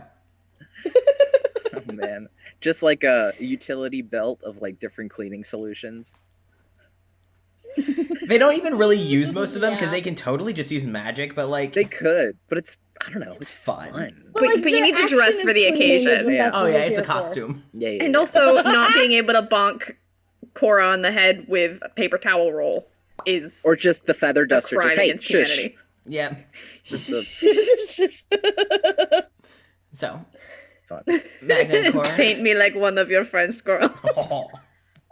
that. I just hate the idea of like Thespis from inside the pillow fort just It's like, what the hell is going on in the pillow fort? Never mind, I don't want to talk. I don't want to go in the pillow I want to do fort. this. No thanks. Hey, Cora, sorry you died. I'm gone. Yeah, right. Yeah, bye. No, not So. about it. No, he's gonna try and be relatively quiet about it, but he doesn't know how to say it because because this is the first time he's dreamt somebody else's dream like that he That he sees came in with. and came in with. So It's a little different. yeah, just takes a few deep breaths. You okay? I'm sorry about the like You're gonna have to be a bit more specific of what's happened. there are so many things I could apologize for. But What? it's this one in particular is I dreamt your death. Okay. That's what I was guessing. So Then why makes sense. didn't you say that? You could have made this so much easier. Because you led the conversation with the so many things I could apologize for, Magna. But that's beside the point. Don't worry about that. Okay. I'm fine. I'm okay. Okay. You're not the first person that's had it. It's okay. Okay. You guys are in the pillow fort, right? Yeah. Okay, yeah, because like you say that, and Thespis is like, "Yeah, join the club." Like there's like a little squeaky, like, "Yeah." I mean, at least Magna knows why Koro was wet now. Yeah, it makes sense now. Coughing up seawater as she came in. Yeah, just like, wow, all this time I was wondering why. Why that? Oh, okay. Why that This specific entire time I fucking thought thing? she was some kind of sea witch. She can teleport. Would. She's got. It's a good magic. thing I got her a towel. I'm okay. You sure? Yeah. With that, Okay. at least. Oh. Yeah. I mean, all things considered with the, this Nexilis stuff. Yeah, so Yeah. that is, I just wanted to tell that to you so that you knew that I I appreciate knew, it. and now we are on the same page with that. I appreciate it. Thank you. Can I give you a hug? I was going to ask you first, but you beat me to it. So Well, no, then it that's doesn't just- seem I like didn't I'm ask- I doing didn't ask anything what- to help. No. I rescind my question. What? No, it's too late. The damage is already done. Come here. Oh. He's gonna give her a Gosh, God. hug. Oh. Oh. You guys are hugging, and The like, damage is already done. Oh. oh shit! It's like, do I feel guilty going into So this? sorry. Like, oh, this is a weird hug. I'm so sorry. Like, fuck. So, just because we have been streaming for a while, I'm gonna kind of put a little bit of a fast forward button on things. Magna, you end up, after a little bit of chatting, end up heading back to the room with Amir and Birin. Amir still hasn't returned, but you do like hear talking from Dimitri's room, and it seems pleasant. So it's like, okay, that seems to be going okay. Unless you go, does Chelsea need a towel? Yeah, I think so. The ice that was on the bottom of my drink kind of froze the bottom of the cup, and so when I was taking a sip, it came loose and just splashed all over my face and spilled on my shirt. Oh no! It's like cold, like ice cold water, so it's like, ah! Oh, Sorry, your engines. God. Listen, it's karma for what you did to Cora. It is coming back to bite you in the ass. Yep. Mm-hmm. So, head back to the room with Biren. And she's dressed and ready for the day. Just, all right, we all good to head over to the sauna? Yes, I think we're good. All right, let's head over. As you head downstairs with her, you get to the bottom of the stairs and notice that Larkin is actually manning the bar. Larkin, not Wallace. And the energy, the room feels kind of tense. As you look over and you see at a table is seated Richard and Claudius, both seated on the same side of the table, talking to Meredith. Fuck. And you can't hear anything, but you can tell that Larkin is keeping like a close eye on it. Can I use my hearers? Roll perception. My big My- ol' hearers. My big ol' hearers. Hearers. I'm gonna hear the shit out of this conversation, I'll tell you what. Oh, nice. Hold on. That is a 25. Oh shit! You I really hear- are gonna hear the shit out I'm of this gonna hear the conversation. shit out of this conversation. Okay, so you and Biren kind of like make an unplanned pit stop to talk to Larkin. And you can tell that Biren is also keeping an ear out. And basically what you hear is that Meredith is like, so how was the party last night? It seems as if you kind of just came at the very beginning of the conversation. And you can tell that Richard is sitting with a hand on Claudius's shoulder. And he's keeping a hand on Claudius's shoulder. But besides that, just, it was quite a time. I'm sure you would have had a wonderful time if only you'd been invited. But I'm sure that you didn't come here just to ask. That was simply a formality. Let's cut to the chase. As he's keeping his hand just placed on Claudius's shoulder. And Claudius seems to be amused and also just like listening, like, unless you want to, well, I'll say with a 20, I don't think you would know though. I don't think Magna would know. Unless you want to try and roll an Arcana or anything. But Claudius seems to just be chilling. And just, and Meredith's just, right, well, I was a bit busy last night anyway, so I couldn't have made it even if I was invited, but, I actually came to ask about that in particular. I was told that you made a stop yesterday. You two aren't exactly the most social. And Richard just, not the most social. And Claudius just says, we have more friends than you do, so. And the room kind of goes quiet. And Richard just looks at Claudius and just, you'll have to be a bit more specific, actually. And Meredith just, you went to Gideon's yesterday.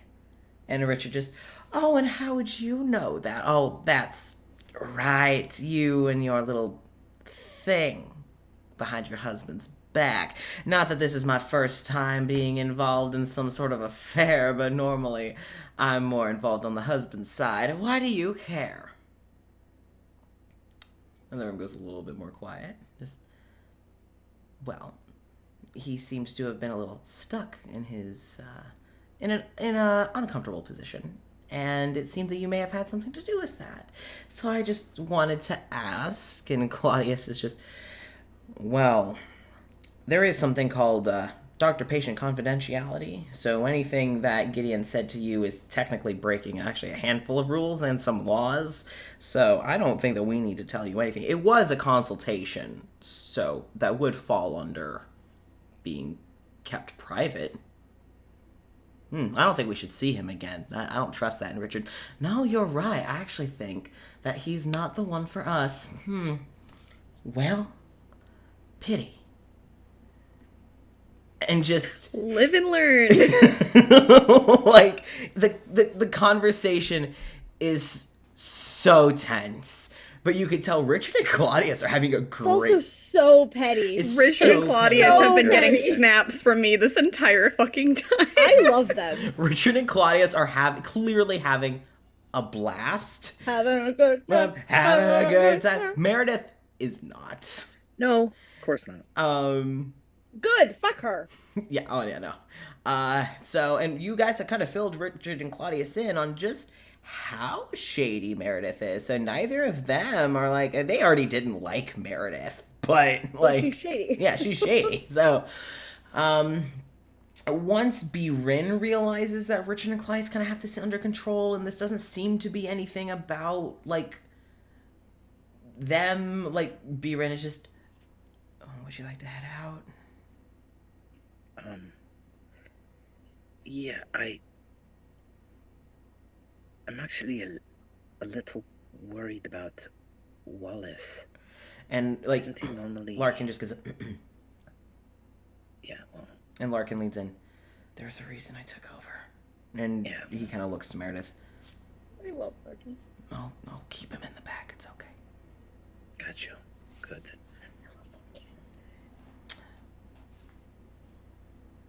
I don't know. I think that was right. Oh, okay. You guys have a good morning. We'll see you around.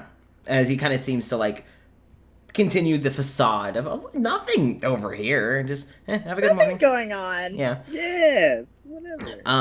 Biren would start to walk. She would give a morning, Richard, Claudius. Does not address Meredith as she opens the door for you, Magna. Magna just walks out the door with just like a hello, and then just like out the door. I love how petty everyone is turning because they're freed. It's my favorite thing. It's so good. Yep. Because Amir has been really petty. Birin is really petty. Richard and Claudius, even though they're not free, very petty. They're It's what I'm here for. They're always. I'm here for the petty level that's happening in Nexilis right now. It's good shit. Mhm. Good shit. It's so good. Um. These are my people. Yes. It's because they're a bunch of queers. Like. So Magna and Biren, you guys will head over. I'm gonna hop back over towards Ivor. You and Winter agreed to head down and get some breakfast. Oh, yeah. Cora, I would say that Thespis would also posit the same idea. Hey, I'm a little hungry. She also said the same thing. Okay, so you all kind of end up in the hallway at about the same time. All of you at about this point would kind of hear a little rumble of thunder. And you all end up, meeting in the hallway. Thespis and Winter just saying, morning, and either, unless you all start a conversation upstairs. Yeah, before we go downstairs, Ivor would also, just especially after hearing Thespis and Cora and immediately linking, like, oh, right, pillow fort, that shit. Winter, just so you know, we kind of stole all of Gideon's files yesterday. Oh. So whatever you want to do with yours, if you want to know what he knew, or if you want to just burn them. I don't really care about mine. I'd like to see my brothers. You can grab them. We'll go through them. What do you want? I'll snag them later. Okay. I would like to get some food in my system before I go from hungry to hangry. So That's a good idea, yeah. let's head downstairs. Thespis, Cora, as you and Thespis heading downstairs, Thespis does grab your hand, just to be holding your hand as you guys walk downstairs. Winter would Yeah. offer you her arm, Ivor. Oh, she's taking it. So, She probably assumes that that's what's going to happen, Yes. so she's fucking ready to take it. yep, and that's exactly what happens. A little squeeze. Yep. A little squeeze from Cora. Oh. You all head downstairs and also see, or hear, So fun. Meredith getting just so annoyed by Richard and Claudius. Yeah, Jenny? Porter snorts. I was gonna just pat Winter's arm and just. This is 100% how I wanted to start my morning. Just a minute.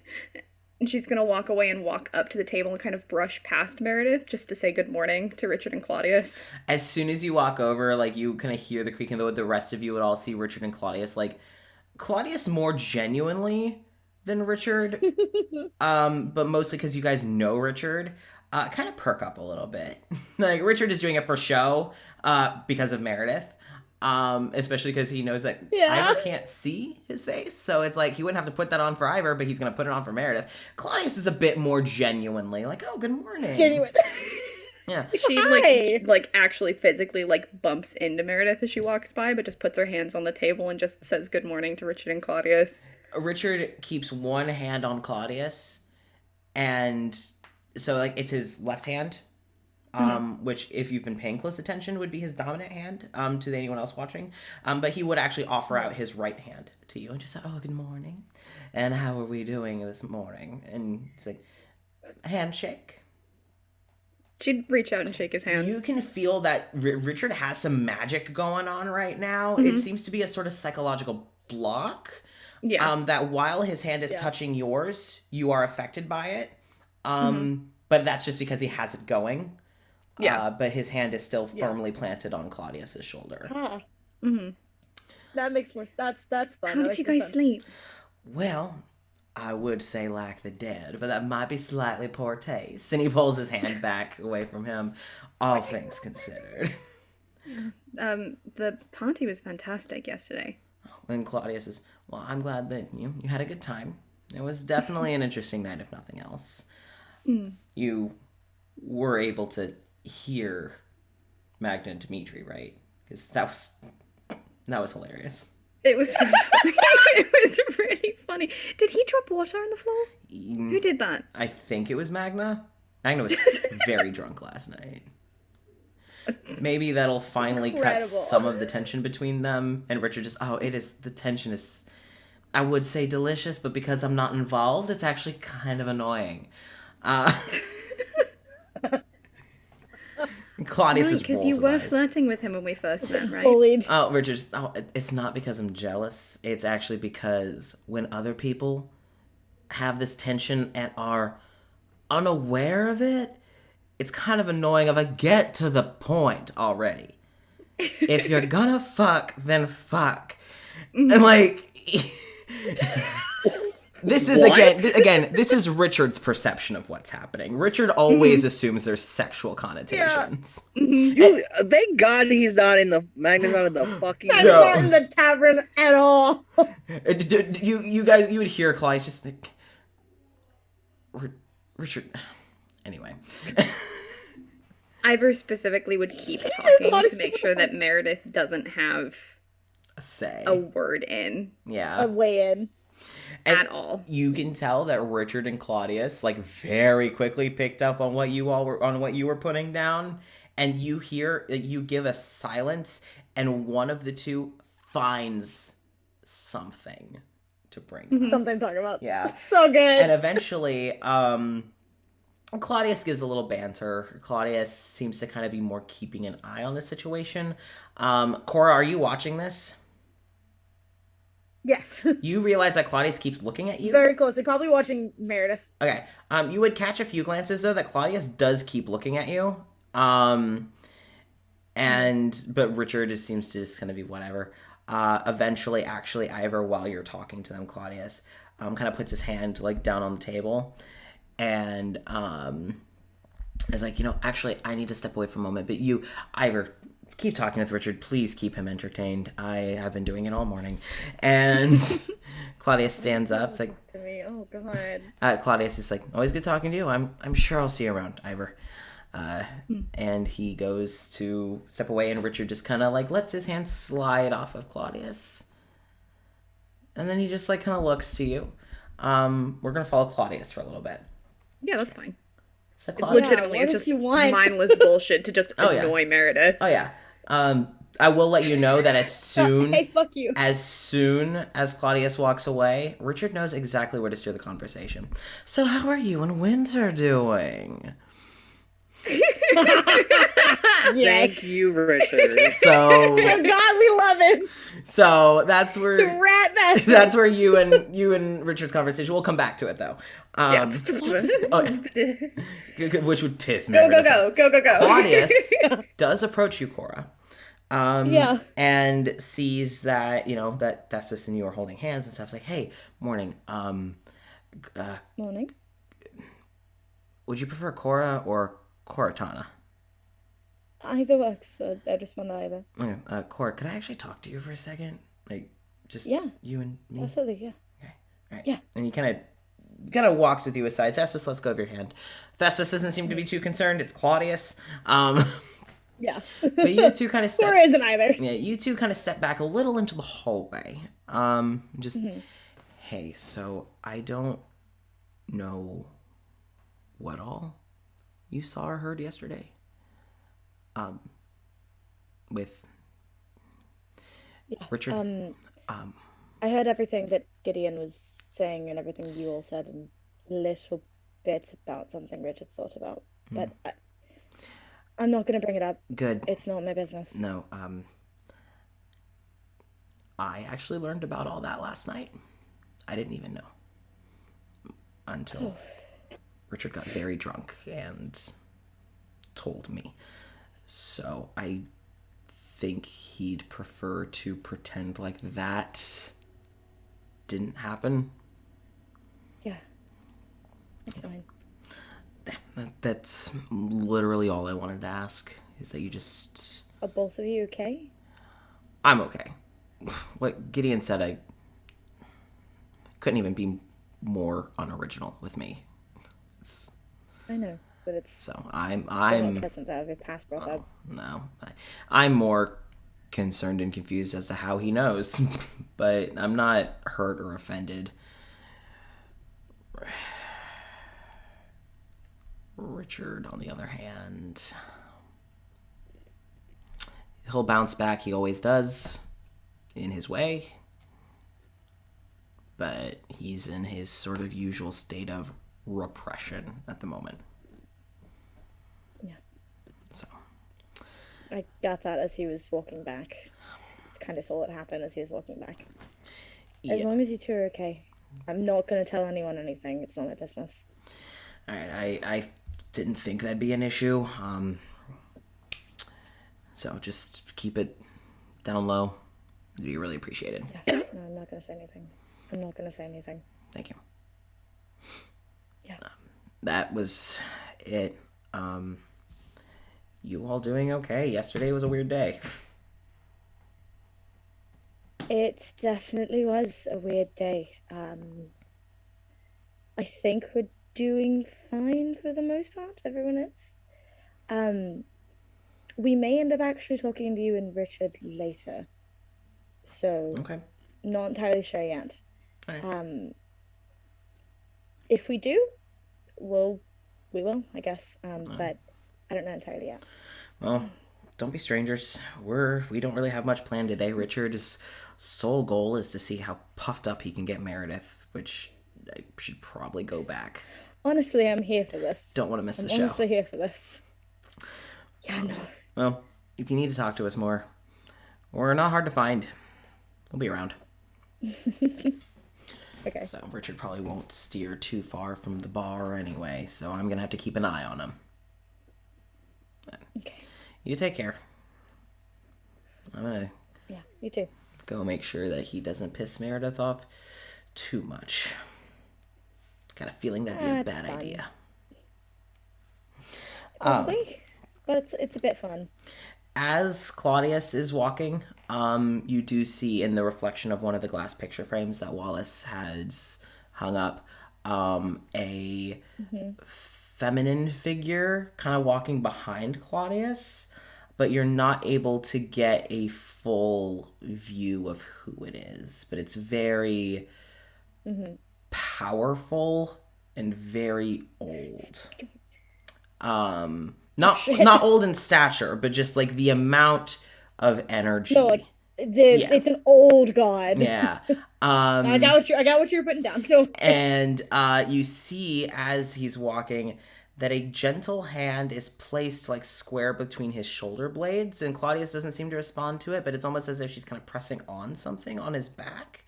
But that's all you see in the reflection of the glass. I'm assuming you kind of follow back out. Yeah, she could go back to the group. Cool. All right. So you with Thespis and Winter just watching Ivor and Richard talk. It's like, so how are you and Winter doing? You two have been near inseparable the last few days. We got really close really fast. I can tell. She's absolutely lovely. Well, I will say that I haven't seen her smile as much since you came around. That's a huge explosion in her smile quota, I will say. You sure know how to brighten up her day. And she talks about you a little too much. It's a little... but, you know. Does she? What does she say? Oh, only good things. And I'm good at sniffing out lies, so I'll assume the truth. She admires your tenacity, your bravery, your strength. She thinks you're very pretty, which I'm not one for women myself, but objectively speaking, you are quite lovely. And you can feel Meredith right next to you, just seething. Mm-hmm. She's incredible. She deserves. I love her so much. We actually, talked about it earlier, so it kind of really is official now, which I'm very excited about. Congratulations to the happy couple. Also, she's so romantic. She really is, though. I love this. And Meredith just, Richard? And Richard, oh, sorry, I forgot you were there. Get fucked. I didn't even notice you. I'm so sorry. It's fine. I understand that you have your holdbacks with your perceptional abilities. And I think it's more that you're such a small presence that it's kind of just easy to miss. Richard, actually... I mean that in the best way. No, you're right, Ivor. She actually takes up very little space. And no offense, just in my opinion, you might want to work on that a little bit. Or don't. I don't know how much we're missing out on. You know how Nexilis is kind of like a bubble? I've heard Meredith is very pretty. It kind of reminds me of like a goldfish in like a vase. Stuck in a bowl, you are right. Yeah. Meredith, like you kind of forget that it's there until you look at it, but really pretty. Yeah. Meredith, how is your memory? Fighter today? Jesus! Meredith is just... Right. Well, Richard, maybe it's for the best that I get out of your hair. And you see her go. She's in the process of extending out her right hand. And in a power play, instead of what Richard just did with Ivor was extend out his right hand, which is his non-dominant hand, he just confidently sticks out his left hand. Get fucked. Just have a good day. And so Meredith has to pull her hand back and then re-extend out her other hand to shake Richard's hand. You don't see that, Ivor. Cora, you do. Oh yeah, Cora's like, get it, Ivor, fucking get it. What you hear though is like the creak of wood. Cora, as you see Richard literally pull Meredith in and lean in, and they are like inches as Richard just, you try that shit again with Claudius, I will cut off your hand. And he lets go of Meredith's hand and leans back in his chair. Oh, shit. As Meredith just... Oh, shit. I have no idea what you're talking about. And Richard's, good, keep it that way. Bye. Have a good day, Meredith. And Meredith stands up. Kind of, have a good day. She steps away, pushes in her chair, and not making eye contact with anyone else, leaves. You just hear Thespis, bye! Yeah, Cora, just have a good morning. God, I wanna. Get God, I fucked, want to. bitch. Keep in mind, you might need it later. Keep It's just a that. Keep that cantrip. today. Oh, I thought you meant your portents. Okay, what's the Oh, it's a cantrip? cantrip. What are you casting on her? I just want to use Mage Hand to just very quickly try to catch the back of her heel, and then that's it. As she's walking out the door. And then just dispel it immediately. I'm going to need you to roll. Uh-huh. I'm technically going to make it sleight of hand to That's see if you fine. catch her heel. That is fine. We're really just poking the bear today, huh? Well, Richard and Claudius don't really know how to do anything else, especially Richard. That Yeah. was a natural 18. Okay. Fuck, dude. So it's a 19. Okay. All right. It's a damn good roll. I think, actually. Hold on. No, it is a dirty 20 because my luck stone, for some reason, isn't updating anything on my sheet. Oh, okay. So it's a dirty 20. Dirty 20. All right. So you watch over, and Richard, like, you guys can tell that Richard knows Ivor's doing something. And he's just, like, leans to watch Meredith as she leaves. And this would lead Claudius, as he's walking over, to watch Meredith as well. Just like a, Richard, what are you looking at? What are you doing? Like, it thinks that Richard's trying something. And you all watch as So good. Meredith opens the door, and she's just about to step out. And, like, she doesn't seem to notice, at least not until it's a little too late. This kind of wisp of a hand reach out and just hook its fingers around, like, her heel. And so that when she steps, she kind of steps out of her shoe, and she's not expecting it, and her toe kind of catches on the front of her shoe, and she full fucking stumbles with no grace whatsoever as she stumbles to catch herself. Arms kind of flail, she's lost her shoe, and she nearly falls flat on her face. But just the immense lack of grace, she is able to catch herself. You do know she is a god. So she does catch herself. But there are people outside that seem to notice that she is now standing after quite a flail with her shoe still inside the tavern. And Get fucked, before bitch. Meredith can say anything, Larkin just, sorry, I'm going to need you to come back and get that. I don't want you leaving that here.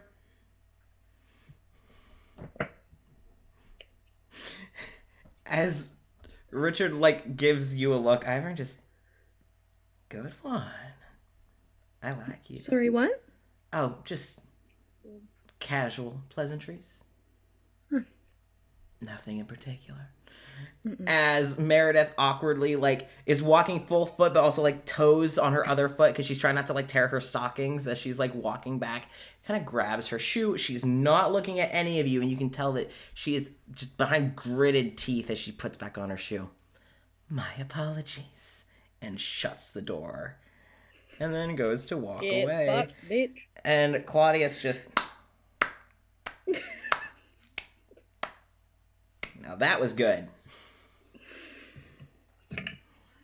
I really don't like her. Oh, you are in like company.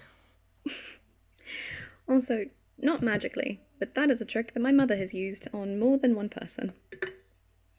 I feel I might have liked your mother. You definitely would have. Well. So, you all now, besides Magna and Birin, are downstairs. Once Meredith leaves, Larkin gives you Cora like a 1 second and heads back, and it's like, hey, are you did? And you can tell that Larkin's like checking on Wallace, who Larkin seemed to have given a task, just to keep him out of the front room. After a while, it's like, hey, I'll finish that later. You should come. Your friends are downstairs. And so I was like, oh. And My boy, my son, my sweet child. Sweet boy. at that point, Wallace does come back out with Larkin and just, again, handkerchief up to his neck, the gloves, just, morning. How are you all doing? Really good. Good morning, Wallace. Sorry, I was kind of organizing some inventory in the back. Larkin was watching the front, but I'm glad I caught you guys. Good morning. You guys ready for breakfast? Mm. All right. We'd love some. All right, let's get you some breakfast. You all get your tables ready. And Richard and Claudius has come back to kind of the seat where Richard was sitting by, and Richard just, they'll sit with us. I don't think I've gotten to know you all as much as I would like. Come, pull up a chair. And like Larkin's like, look at you making friends, and Richard, strong word. Like, this bitch was just in my head yesterday, like, like, no. Wallace and Larkin do go to get you all breakfast as Claudius kind of helps pull chairs up and gets you all settled in. So we're going to hop back to Magna and Biren, and we're going to kind of alternate between the two. I'm going to kind of have it a little fast just so we can reconvene, but I want everyone to have their scenes. So, Yeah. Magna, Hi. you are at the sauna with Biren. You haven't been since Walter. Yup. Uh-huh. Oh, yeah. Yup. Although I would like to ask if it's possible to make a roll to remember Walter's lock combination. Yeah. Because he watched him do it so many fucking times. True, yes. Because of how many times, and Walter was like kind of saying the code out loud, like, I'll say roll history, and with your determination to remember, I'll give you advantage. I have a bad feeling about this. Oh, I'm dumb. Yeah, that's a 12. Okay. So, you and Biren split up. You head over. You haven't been here since Walter, and you swear you can almost, like, you're just waiting for Walter to make a joke. You're waiting for Walter to say something. But you're alone in that room. You walk over. You remember which locker was Walter's. You fiddle with it, and you're trying to remember. And you keep turning it, and you're remembering how Walter turned it. You pulled it, right? And you're kind of getting a little frustrated. And eventually, at some point, as you're shaking it and kind of pulling on it, you turn to a number, and you're desperate to remember. You're kind of trying to, like, you're saying out loud what you remember Walter saying. And after a few tries, you're just about to give up. You give it one last try, and you pull, and I thought I was gonna forget it. you were able to remember. Look at you getting a couple wrinkles. Just a few. Not too many. Just a few. So you have basically broken into Walter's locker. Yeah, I know. What do you do? He's just curious, I guess. Okay. Is there anything still in it? Oh, there's a lock on it. You open it, and oddly enough, you do find something. Tucked in the very back. It seems as if Excuse? something may have been overlooked, or some other situation has happened. It seems to be a flat object, very thin. Do you pull it out?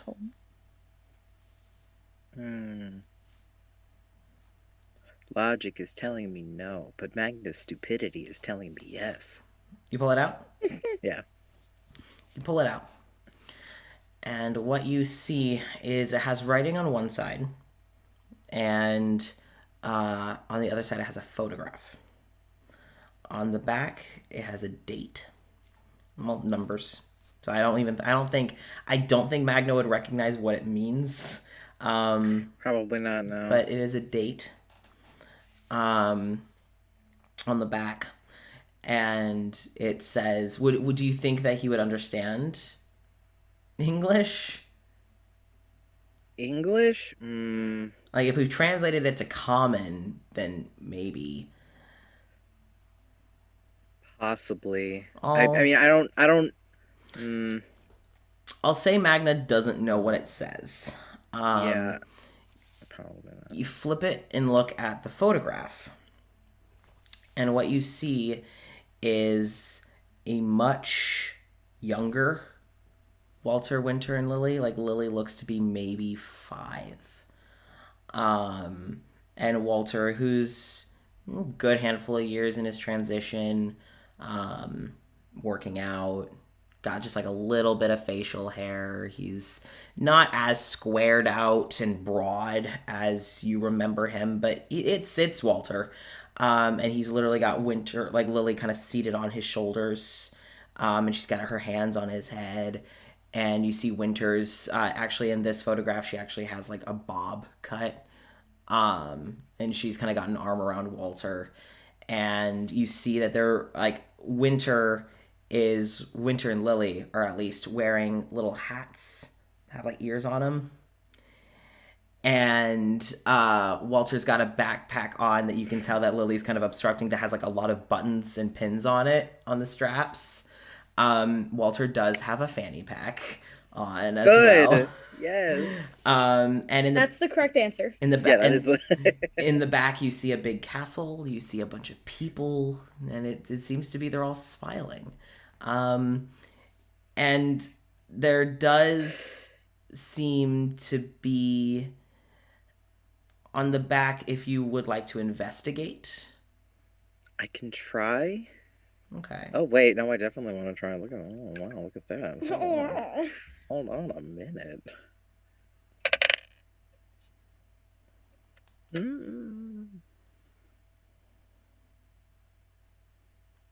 16. Okay. So you're investigating this thing. Why is this here? Like, why? Casper said that everything else that's left by people gets forgotten. Like, what is the point of why is this still here? And you realize as you're kind of in examining it, it's just a photograph. But you can see when you kind of shift it and you kind of see it, something catches a little bit of light. And what looks to be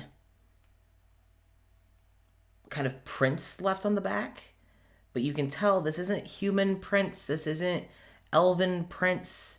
It looks to be like a tabaxi may have held it at one point. It's a smaller paw, probably around the same size as Shire's. So Shire had interacted with this photo at some point. You now, in your possession, have a photograph of Walter, Winter, and Lily when Lily was about 5 years old. At Disney. At Disney World. Oh yeah, he has no idea what Nope. the deal is with. He's like, there's a castle. I thought they were from a places where castles are not. What is this? Yeah. He's more confused with the fact that they're wearing strange. Why are things they on their- dressing like rats? Yeah, I was gonna say, like, why do they have ears? Why are they here? Because at that age, they were finally working a job they could afford to take Lily to Disney. So. Disney. That probably was the last vacation they ever took, though. Yeah. No, fuck you. So. I mean, he's not gonna take it into the sauna with him because he doesn't want to ruin it. Right. So. But he'll like just put it somewhere where he'd be able to find it when he came back. Okay. So after that, you get changed. I'm assuming after that you kind of head over to meet Biren in the sauna itself. Mm-hmm. Okay. Biren has already kind of gotten settled. She's wearing something that would look more like it has slight. It's like a one piece, but it has like kind of like the 1920s fit, where it has like the slight shorts to it. Because it does have a hole in the back for her tail, and if it didn't have shorts to it, it probably wouldn't stay on because of how big the hole has to be for her draconic tail. That's fair. But she's kind of settled in. She's gotten like a towel folded up behind her neck as she's kind of just like leaned back, and she sees you come in and goes, oh, well, welcome in. Please get settled in. Okay. And anywhere is fine. Yeah. Just And she kind of gives like a pat like a little bit next to her. He's gonna go over and he's gonna sit down. Okay. Just hang out. All right. So you get nice and settled in next to Biren, and just it's a little weird being here now, though. Yes, I agree. It's a lot quieter. Yeah. Still a really weird place. I mean, I have never been to one of these things. So, Nexilis kind of introduced me to machines. Oh. Oh, that's right. Yeah, you. Amir and I came from the same world, and our world definitely has a lot of machines similar to what the Dwyers told us, but the Dwyers didn't have magic. Well, we do. Oh, so they can exist at the same time. Yeah. In our world, it did quite consistently, quite harmoniously. In some places preferred one over the other. Some places focused on magic and refused machines. In some places, it was very taboo to practice magic, but machines was fine. It all depended on the politics of the area. Interesting. But overall, it was pretty harmonious. So, just what kind? I've never heard about some of the places that you people from Nexilis have been in. So, I've seen through the dreams what kinds of places are beyond Nexilis, but what was it like for you to come from someplace like that? To hear? Just what is there in this place that you're from? What, you have magic, you have machines. There's a lot. What's there? There's a lot. Amir and I traveled a lot. So we got to see a lot of things. It's an interesting question. When you consider it home, it doesn't feel strange, so you just kind of take things a bit for granted. It was very easy for people to stay in touch. We could all communicate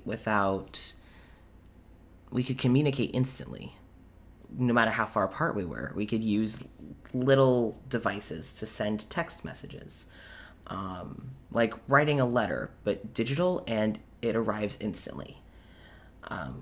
Is that the magic one or the machine one? Machine one.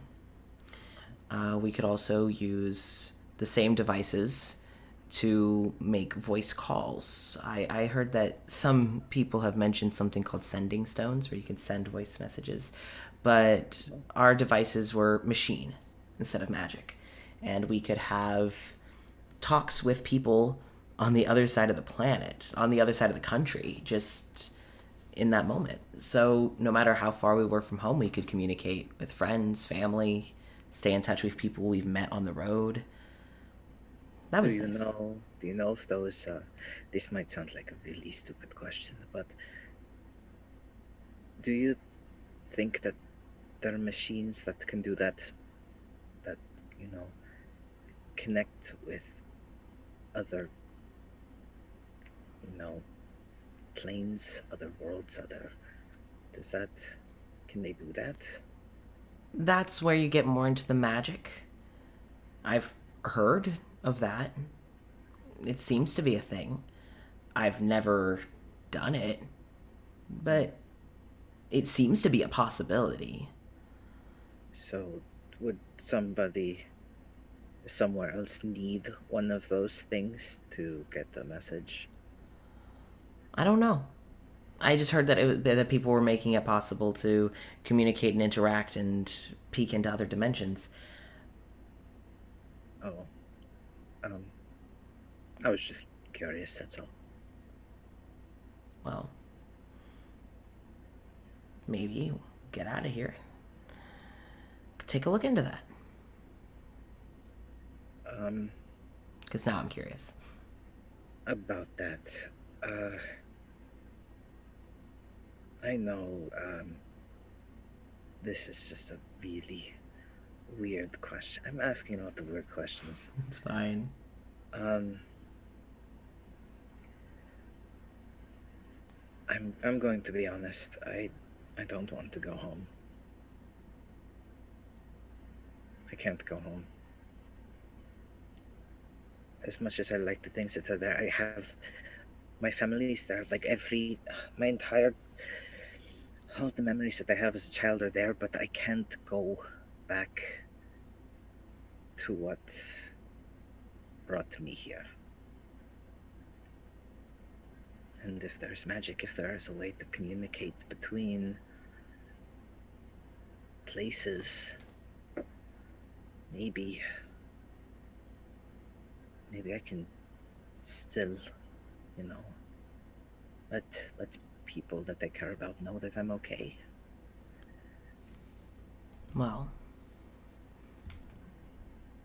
would you like to come with us to our dimension? I was going to ask, but I don't know. That's not too much trouble or not, right? It's not imposing or anything. Amir and I already discussed it. That if you wanted, we'd be happy to have you come with us. Our world isn't perfect, but it's got a lot of potential for safety, for comfort. And if you came with us, we both have friends in all sorts of places. I'm sure we could figure out a way for you to be able to visit your family. I'd like that. I'd also like to see more of the machines. I think you'd really like air conditioning. And what's that? It's when you go indoors and they can regulate the temperature of the building. So if it's really hot outside, you can go inside and it's nice and cool indoors. So if you're outside and sweating and gross and hot, you can go inside and it feels nice and cool out. And that's the machine one, Yes. not the magic one. Yes. Okay. Yep. It's very nice for when it gets very hot out. Though Amir and I have had to get creative considering that my internal body temperature and his internal body temperature are affected by different things. So we have to come to a mutual agreement about the thermostat, which is the machine you use to control the air conditioning. So there's a machine for the machine. They're connected. They're part of the same machine. Oh. It's just a part, I guess you could call it. Well, you're going to have to show it to me and how it works so that I can know how to use it. I'd be happy to do so. I'd like that. I think that would be very fun. We're also trying to see if we could get Dimitri to come back with us. I think Amir's going to be able to convince him pretty easily. I think that would be good too. Be able to keep an eye on you boys. You say that like I'm going to get myself into trouble. Oh, maybe. I don't know. You are dating Amir. And that does tend to get people into trouble. Yeah. Also, I'm also just a disaster anyway. You also have broken into a therapist's office twice, which I will let you know is quite illegal. But I think you've done it for the perfectly valid reason. Yeah. I mean, I did not do so well the first time. Well, you were able to get what you wanted out of it, right? True, yes. So. And everyone's...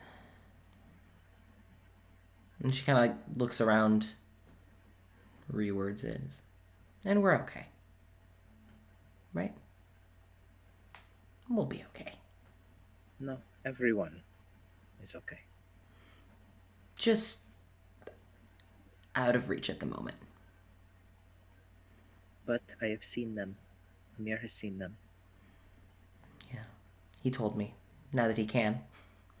Oh, yeah. That's true. You know,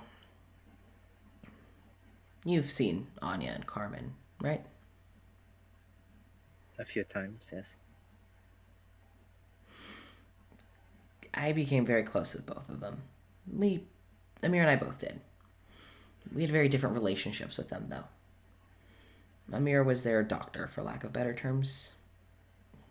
They're their confidant, their caretaker, especially Carmen. I became very good friends with them both.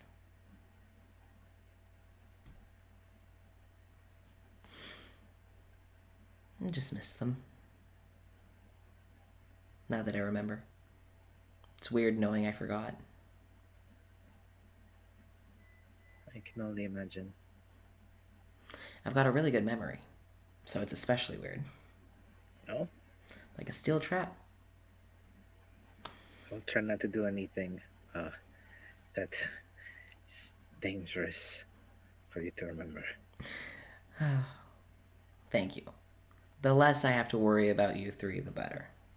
Because I know I'm going to have to worry about Dimitri. Yeah, I still need to apologize to him. I'm sure he's forgiven you. He acts tough, but he's soft. I mean, I would hope so. He is a very scary person sometimes. He partially tries to be. That is partially intentional.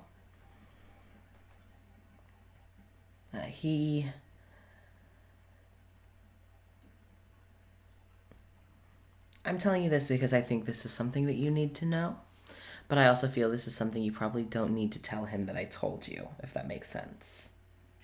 This is dangerous information, but the part of me is curious, so what do you have to tell me?